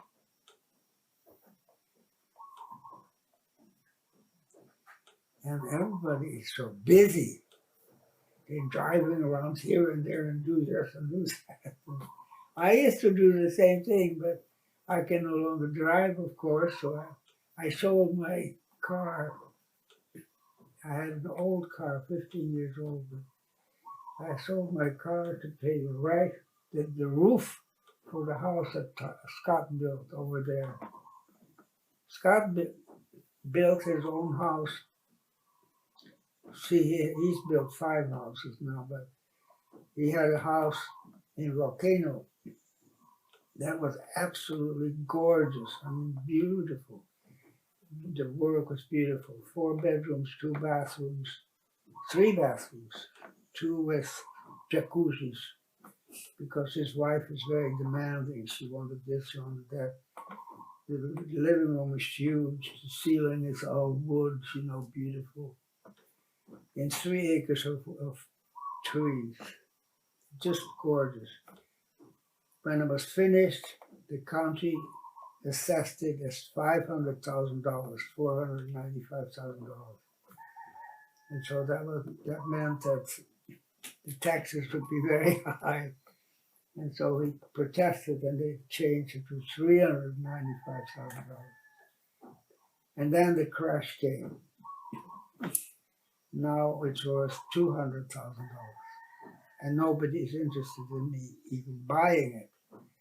And so he stopped paying mortgage on it. He couldn't afford it. He lost his jobs and he couldn't work. So he had to move somewhere. So he moved here on this family land. It's 6 acres we own. I don't own anything. I don't like to own anything. So that's a beautiful house, but I sold my car to pay for the roof.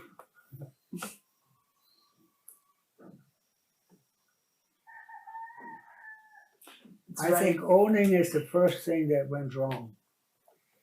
You know, when you go to even indigenous people everywhere, including the Hawaiians, the idea of owning land is impossible. You know, you can occupy land, but you can't own it until we Westerners come along. I agree. How about owning thoughts? How about what? Owning thoughts. Yeah, you can possess things, but you can't own it. No, I mean, what's about what you have in your mind, you know, when you get ideas? How about owning that? Basically, I'm speaking about copyright. I find it ridiculous. I personally. I do too.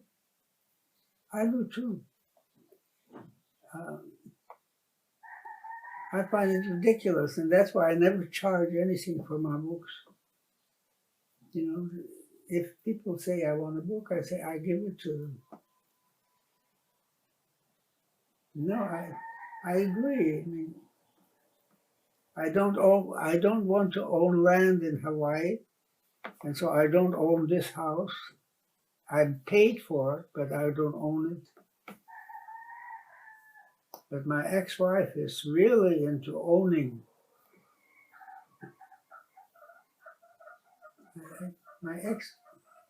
Yeah, you know, I mean, it's like a disease that is in people. It's something we learn from our culture.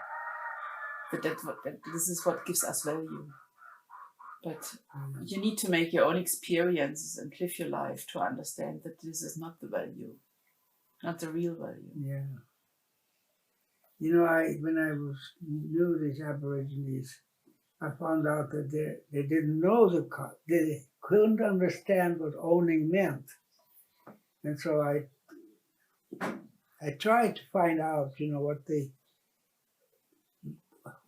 they thought, but they couldn't understand what owning was. That something is mine, and I can sell it or I can give it to my children. It just didn't exist. So I've thought a lot about that. And I realized that when we invented owning, immediately there begins to be a hierarchy. You know, I own and you don't, so I'm better than you.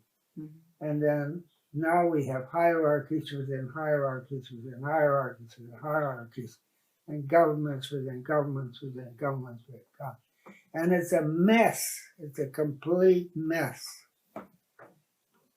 In America, we have states, and every state has its own constitution and its own laws, and it conflicts with the neighboring. It's just, you can't live that way. How do we solve that?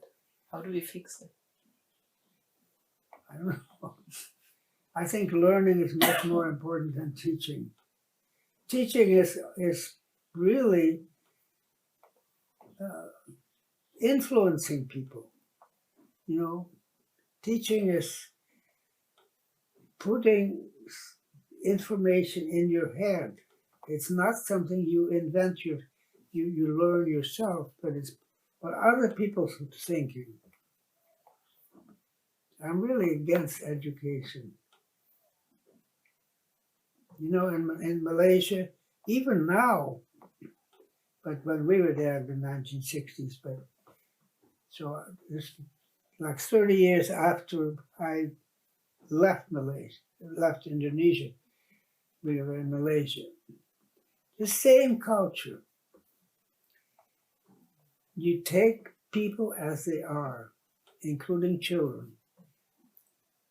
When children are born in Malaysia, they're carried by people the first 2 years of their life, by everybody in the village, by the father, the mother, the other children, neighbors, everybody, because they feel that skin on skin is very important for growing up. Mm-hmm.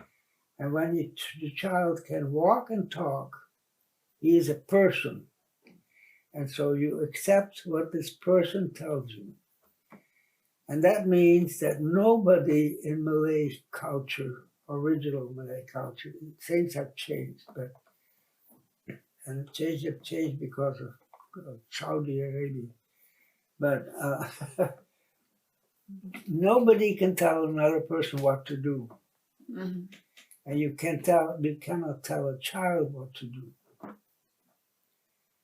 And so a few years after their independence, the Malaysian government started schools in 4 different streams, as they called it. In Malay, in Chinese, in Indian, which meant Pakistan, India, Bangladesh, and Sri Lanka, and Chinese. And the Malay children went to school when they wanted to. When they didn't feel like it, they just didn't go. And their parents didn't do anything. Of course, you can't tell other people what to do. And so there were big debates and problems. And, they came to the village and they talked to the children. And I remember several times a woman, the Malay government were given, Malaysian government, were starting to make clinics. And of course, the clinic has to be on the road because the doctor and the nurse has to be driving to the clinic. And the clinic usually is a concrete building, and there's a waiting room with 2 benches like this. Mhm. And then behind that there's a screen, and behind it is the doctor and the nurse. And so this woman takes a child to the clinic. She walks with the child to the clinic. And when she gets to the clinic, she gets a number, or she gives her name. But she doesn't want to wait in the waiting room because it's full of sick children, sick people. And so she thinks, if I sit there, I'm going to get sick, or my child gets sick. So she waits outside. Finally, her name is called. She goes in. The doctor looks at her, and the doctor says the child needs an injection. And so the woman tells the child, the doctor wants to take a needle and put it in your arm, and it doesn't hurt very much, but it hurts a little bit, and it might help you feel better. Do you want an injection? And the child says no.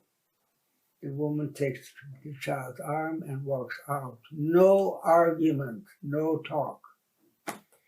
The nurse and the doctor scream, hey, but they walk away. Yeah, this is sovereignty. This is sovereignty. That's what they have taken from us, in the Western culture. There was a woman from the World Health Organization that came to Malaysia. She had a slideshow. And so I was given the job of being her translator. So we go around with a sheet and a generator and a projector and all that stuff. And so we go to the different villages. And her job is to tell the people of Malaysia that they should give the children more vitamin A because there's a blindness going on. If you don't get enough vitamin A, the children get blind. And so this woman has this whole thing planned. And at some point she says, and it's very important that your child eats enough spinach. Spinach is one of the things, papaya and tomato and so forth. And so when she comes to that, the woman in the audience stands up and she says, this child, in Malay and in Indonesian, you cannot say my. It doesn't exist. You cannot say my wife, my house, my child. So she says, the child doesn't like spinach. And the woman from the World Health Organization gets all excited and she says, oh, I'll tell you something. When you cook rice, you take some spinach and you cut really fine and you mix it in with the rice.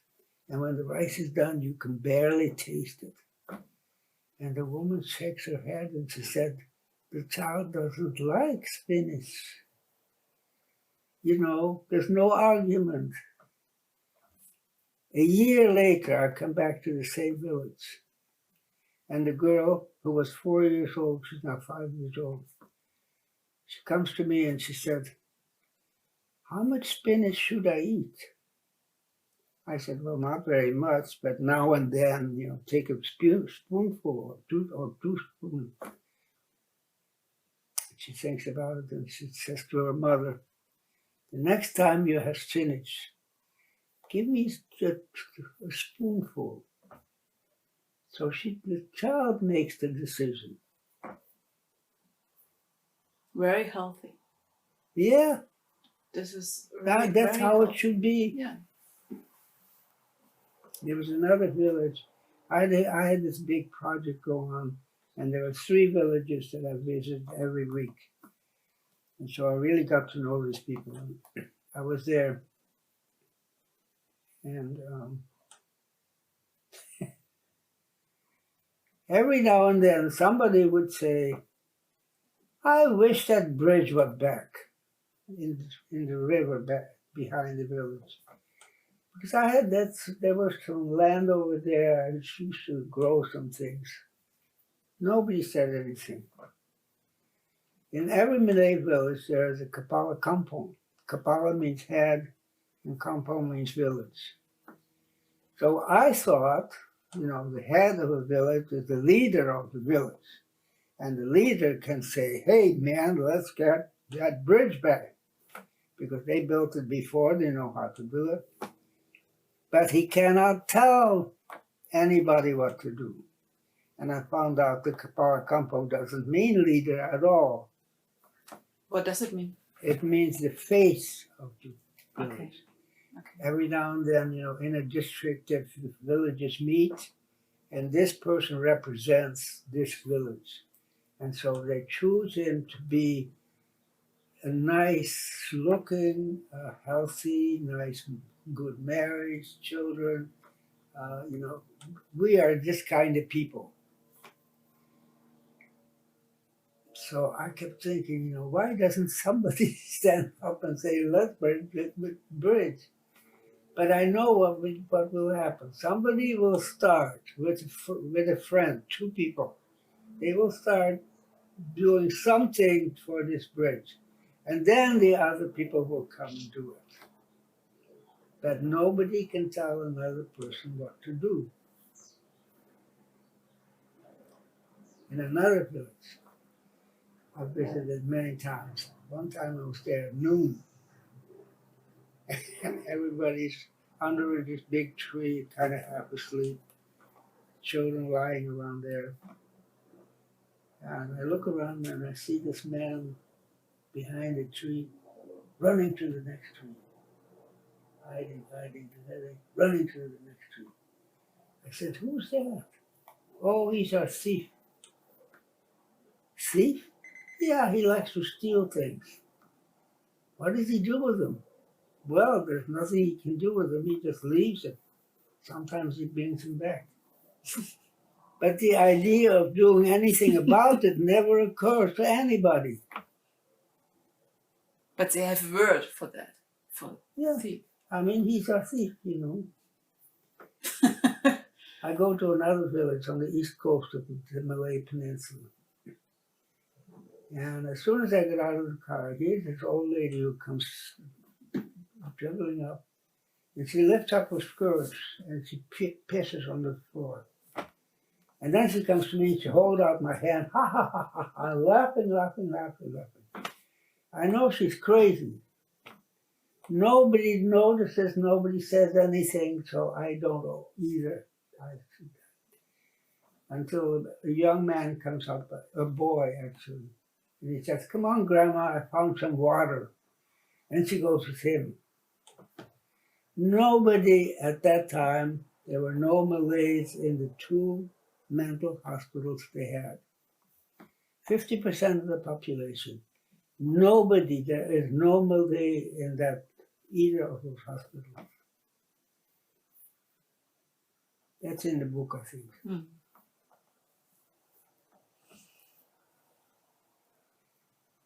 I'm interested in those kind of things, the cultures. And they're so interesting. They're so interesting how people arrange to live together. And I think their way of living together is much healthier than ours. We have made life so complicated and dangerous and difficult. Yes, so many rules and...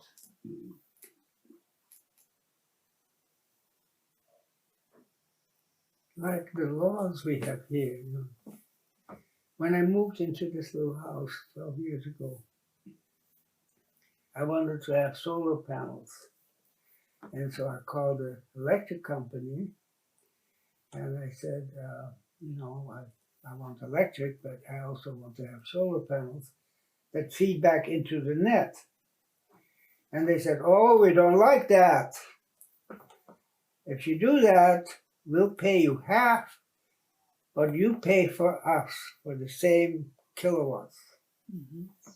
Well, forget it, So I didn't do that. It's very expensive. And the trouble, that's what the trouble they have now on the mainland. There are many states where they are promoting solar panels, and the electric companies are all against it. Yeah, of course. It eats their margin, It eats their sales. They should do what they did in Germany. You make a law. You pay the same thing as you used to pay the electric company. You pay us to pay off, and we will install the solar panels.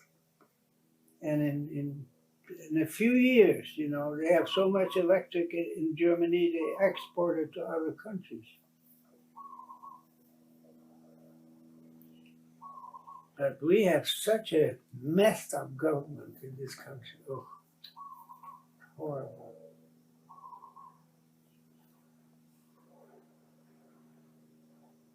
I talk too much. No, I enjoyed it a lot. Thank you, Robert.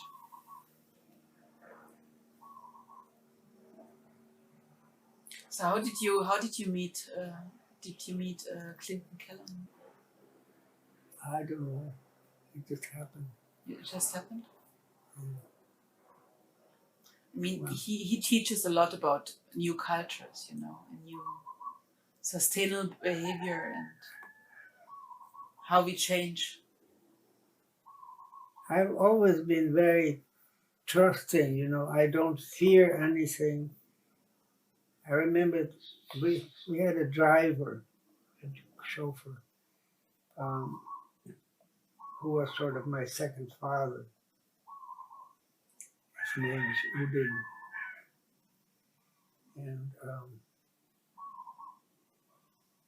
And he was a very important person in my life. And about 8 months before the end of my high school years, my father got another job and we moved to Jakarta.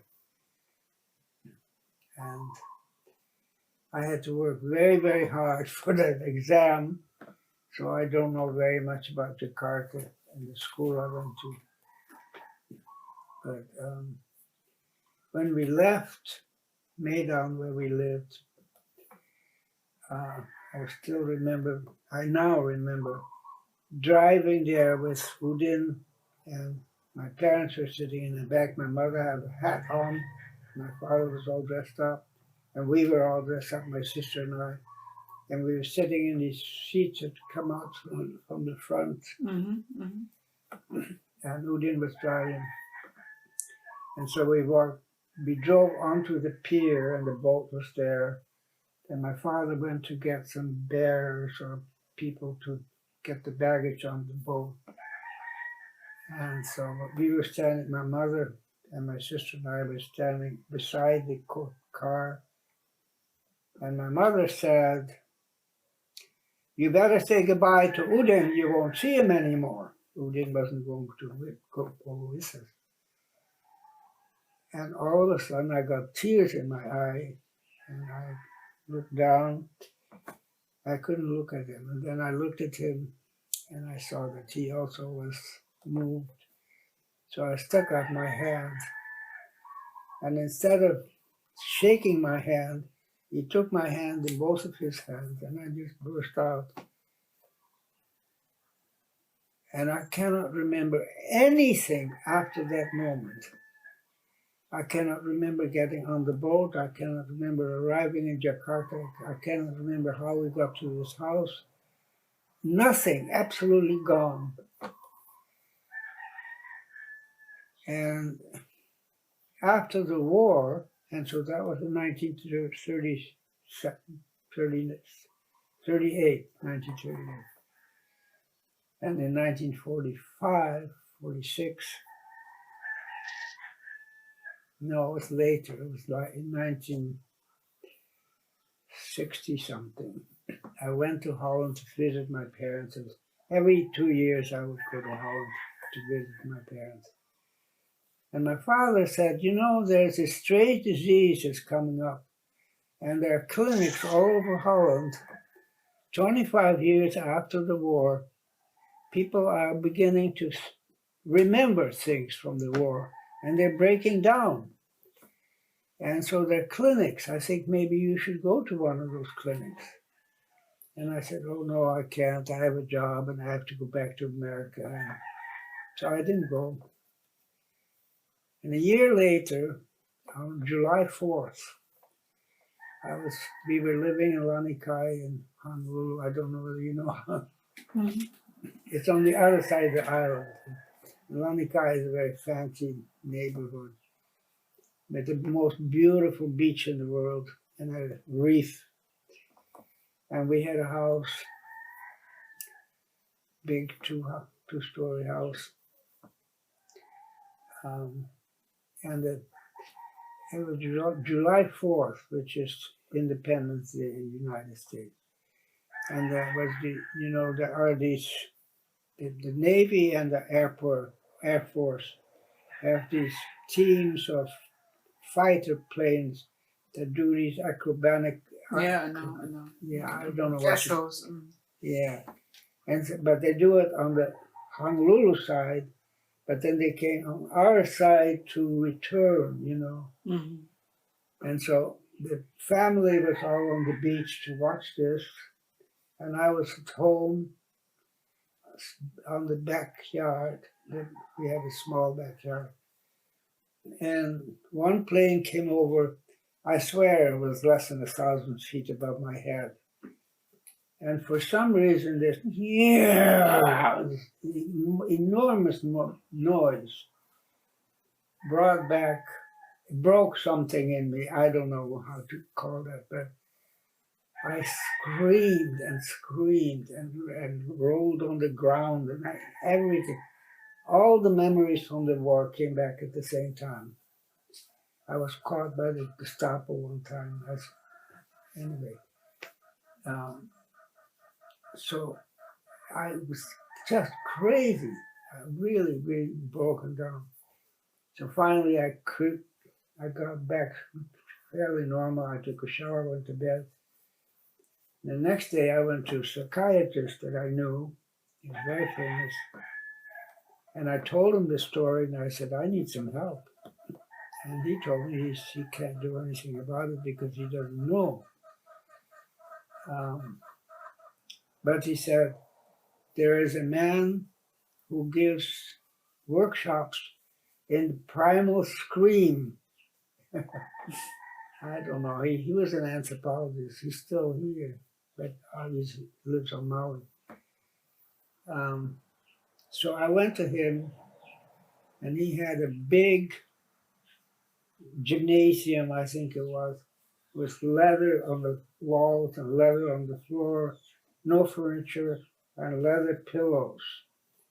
And he had groups of people, and they talked about their problems, and they could beat on these pillows and get the primal scream. So I went to one of these groups, and it did nothing to me, of course. So he said, okay, I'll give you my Tuesday. Come at 7 o'clock in the morning, and the night before, don't do any pleasant things. Don't drink, don't smoke dope. Look at albums if you have them from the war. And then so don't sleep and come at 7 o'clock. So I came at 7 o'clock, and he put me down, lying down, and he says we're going to do age regression. Well, I had done that before, and I knew how to do that. So we did an age regression, and all of a sudden, totally unexpected, instead of the war, this Udin came back to me, and I had not thought about him or that scene on the quay with the boat for, I don't know, 30, 40 years, something like that. And so Udin came back to me, and the man, I don't know, I forget his name, Ian or something, he says, "Can you talk to Udin?" I said, "Oh, yes." And all of a sudden, I could speak perfect Malay, and he talked back to me in my head. Mhm. And so he said, "Why are you so troubled?" And I said, "I've always been troubled because my skin is white and my soul is not white." Mhm. And then he has a pause, and he says to me, "Pulut pun kulut," which is a very Malay way of talking. It's a dialect, you know. Kulit means skin, but it also means the bark of a tree. Any kind of package is the package. And pun means but. The package is only the package. You know, what's in it is can be totally different. You can have a bag of diamonds, but you put it in a paper bag and it looks like nothing. He said, "Pull it, pull it." And that has been my sort of favorite.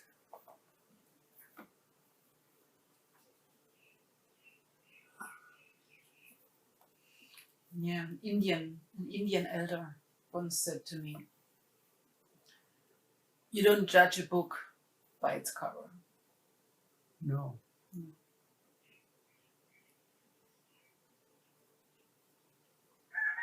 On my refrigerator, I have another Malay saying that is bekerja sama, dan sama bekerja, which is the same kind of Malay poetry, I think. And it means you work, kerja is working, bekerja is work, you know, the concept of work. Indonesia has pre and post things that you add to the word. Because sama means you work together, you work with, together you work. Meaning something like if you work with a stranger, and when you work together, you get to be together. You know, you become friends. That's what it means. Bekerja sama, sama bekerja, and sama is always spelled sama too. Mm-hmm. Okay.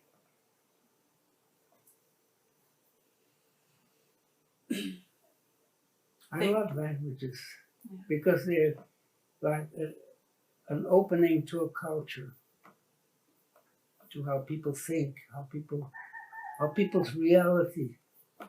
Yeah, language is energy of a culture. Mm-hmm. Yeah. It's energy, and it's a culture, you know. Life is interesting and different, and I don't know. I never thought I would get to be this old. I wasn't supposed to be this old. But that's a very good sign, you know. Huh? It's a very good sign. Not everybody gets this old. I mean, in many cultures, growing really old is a sign of great luck. Oh yeah. Yeah. It's often a blessing that you get, you know, when you get old. Like in Buddhist cultures, you get this often as a blessing. I read once about a Balinese man who got to be 101 or something like that, and people really honored him. You know, people took care of him, and then he knew exactly when he was going to die, and he told them what to do and how to burn him and all that stuff. I don't know when I'm going to die. I feel I hope I'm not going to get 101. I don't want to be 101. I've been around death all my life. Even as a child, you know, the mother of one of my parents' friends, I mean the wife of my another doctor, got sick, wasting away. And so the Malay people told me that there was a bad magician who had done that to her. And that all she had to do was find another magician to undo the spell. Mhm. And so I told my father that, and of course he's a doctor, and he wouldn't believe that. But I think that's what happened, because they couldn't find anything, but she died.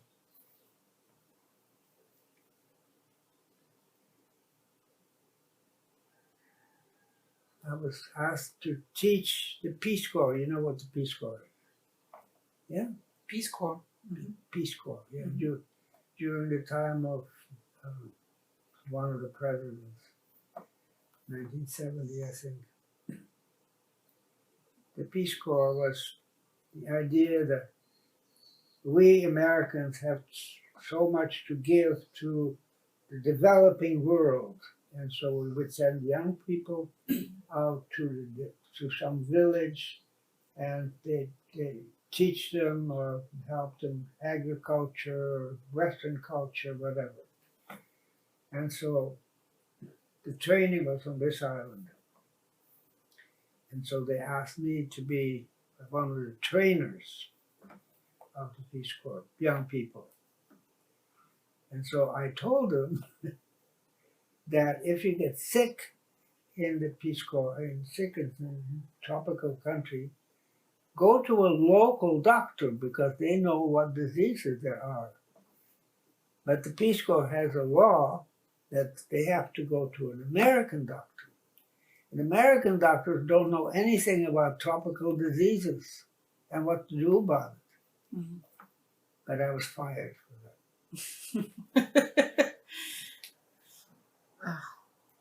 Take it as a compliment. Yeah. But it's the reason why both Malaysia and Indonesia didn't have Peace Corps for a long time, because they were insulted. He said, our doctors are perfectly good. They're trained like Western doctors, but they know the local situation. They know the local diseases. They know the parasites, you know. There's nobody in America who even thinks about parasites in the body. Mm-hmm. But in the tropics, there are parasites. But Peace Corps wouldn't move. I was in Tonga, the Kingdom of Tonga, and the Peace Corps came there, and they said that they wanted to set up in certain village. They'd chosen the village, and they wanted a couple to come to live in this village on the other side of the island. And so he said they want you. The Peace Corps said, we want you to build a house just like the Tongan house, but it has to have a kitchen and a bathroom in the house. And the Tongans said, oh no, you can't mean that. You know, in the tropics, we never had a kitchen and a bathroom in the house. They were outside of the house. Okay. And all over the Pacific, the islanders all have the bathroom and the kitchen outside of the house, because the house is made out of palm leaves, you know. Mm-hmm. Mm-hmm. And so I couldn't convince the Peace Corps.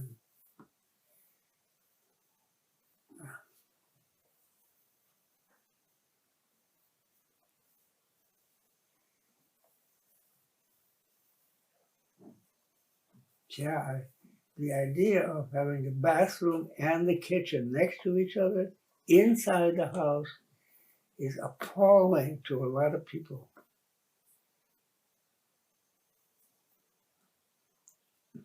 On all the islands, you know, the smaller islands, the bathroom is the beach, because twice a day the high tide comes and washes everything out to the ocean. Mm-hmm. It's a perfectly normal and perfectly good way to live.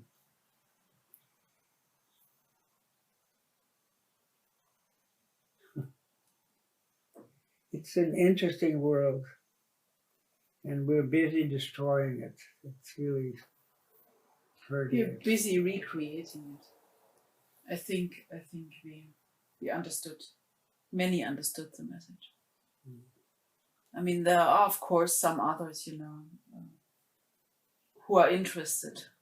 Yeah, I think more and more. I'm so surprised, you know, that all of a sudden, after 20 years, that there are people coming to me and say and wanting to talk about this book. It's always sold, you know, like 1,000 copies a year, but in the book trade, that's nothing. But all of a sudden, people coming from everywhere. I don't know.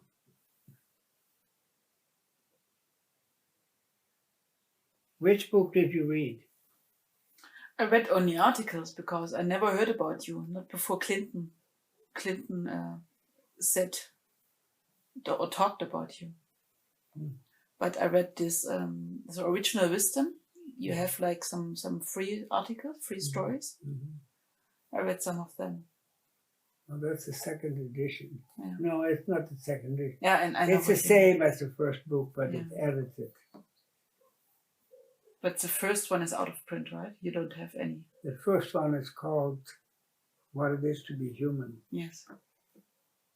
Actually, it's called Hope Lies in Our Ability to Bring Back to Awareness What It Is to Be Human. And so hope is in small letters, and then what it is to be human is in big letters. Mm. Because I still believe that inside of us, we all believe, we all know what we used to be, you know, accepting what is, caring and sharing. It's still in us. It's biological, it's not in our brain. Yeah, that's right. And it's not in the DNA, it's just biological.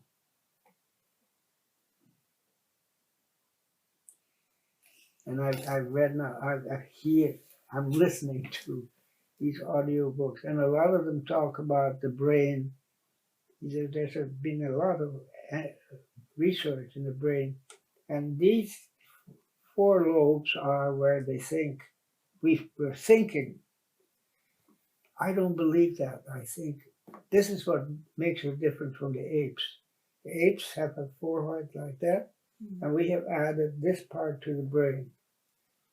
Two parts, left and right. And they think that these are the place where our consciousness is. I think this is where we fantasize. It's not our consciousness, but it's our fantasy. Because we can imagine things that never were. We can invent machines. We can invent ideas. We can invent whole new ways of seeing reality. That comes from here.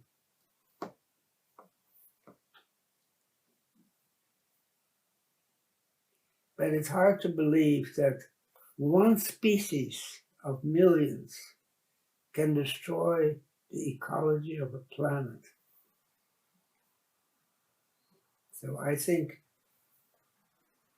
that makes me think that we can damage the planet, and the planet can talk back to us, which it isn't doing now, climate change. But we cannot destroy the planet. And probably we will survive. You know, something from us will survive and evolve into another kind of human. Mm. Yeah, I believe so too. Not all of us, but And I think the new human will be able to concentrate or to bring back to awareness what we used to know, which is like communicating mind to mind. I know that exists absolutely in my own heart. People don't believe that, but I do. yeah, I do. I used to talk to my dog, or it used to talk to absolutely, me. yeah, absolutely. I mean, I've traveled everywhere and all over the world except Africa, and I've always been able to communicate with people, even if I didn't know the language and they didn't know mine. That is absolutely true. Thank you very much. I enjoyed that a lot. Thank you very much. Thank you. Robert. Thank you. I'm honored.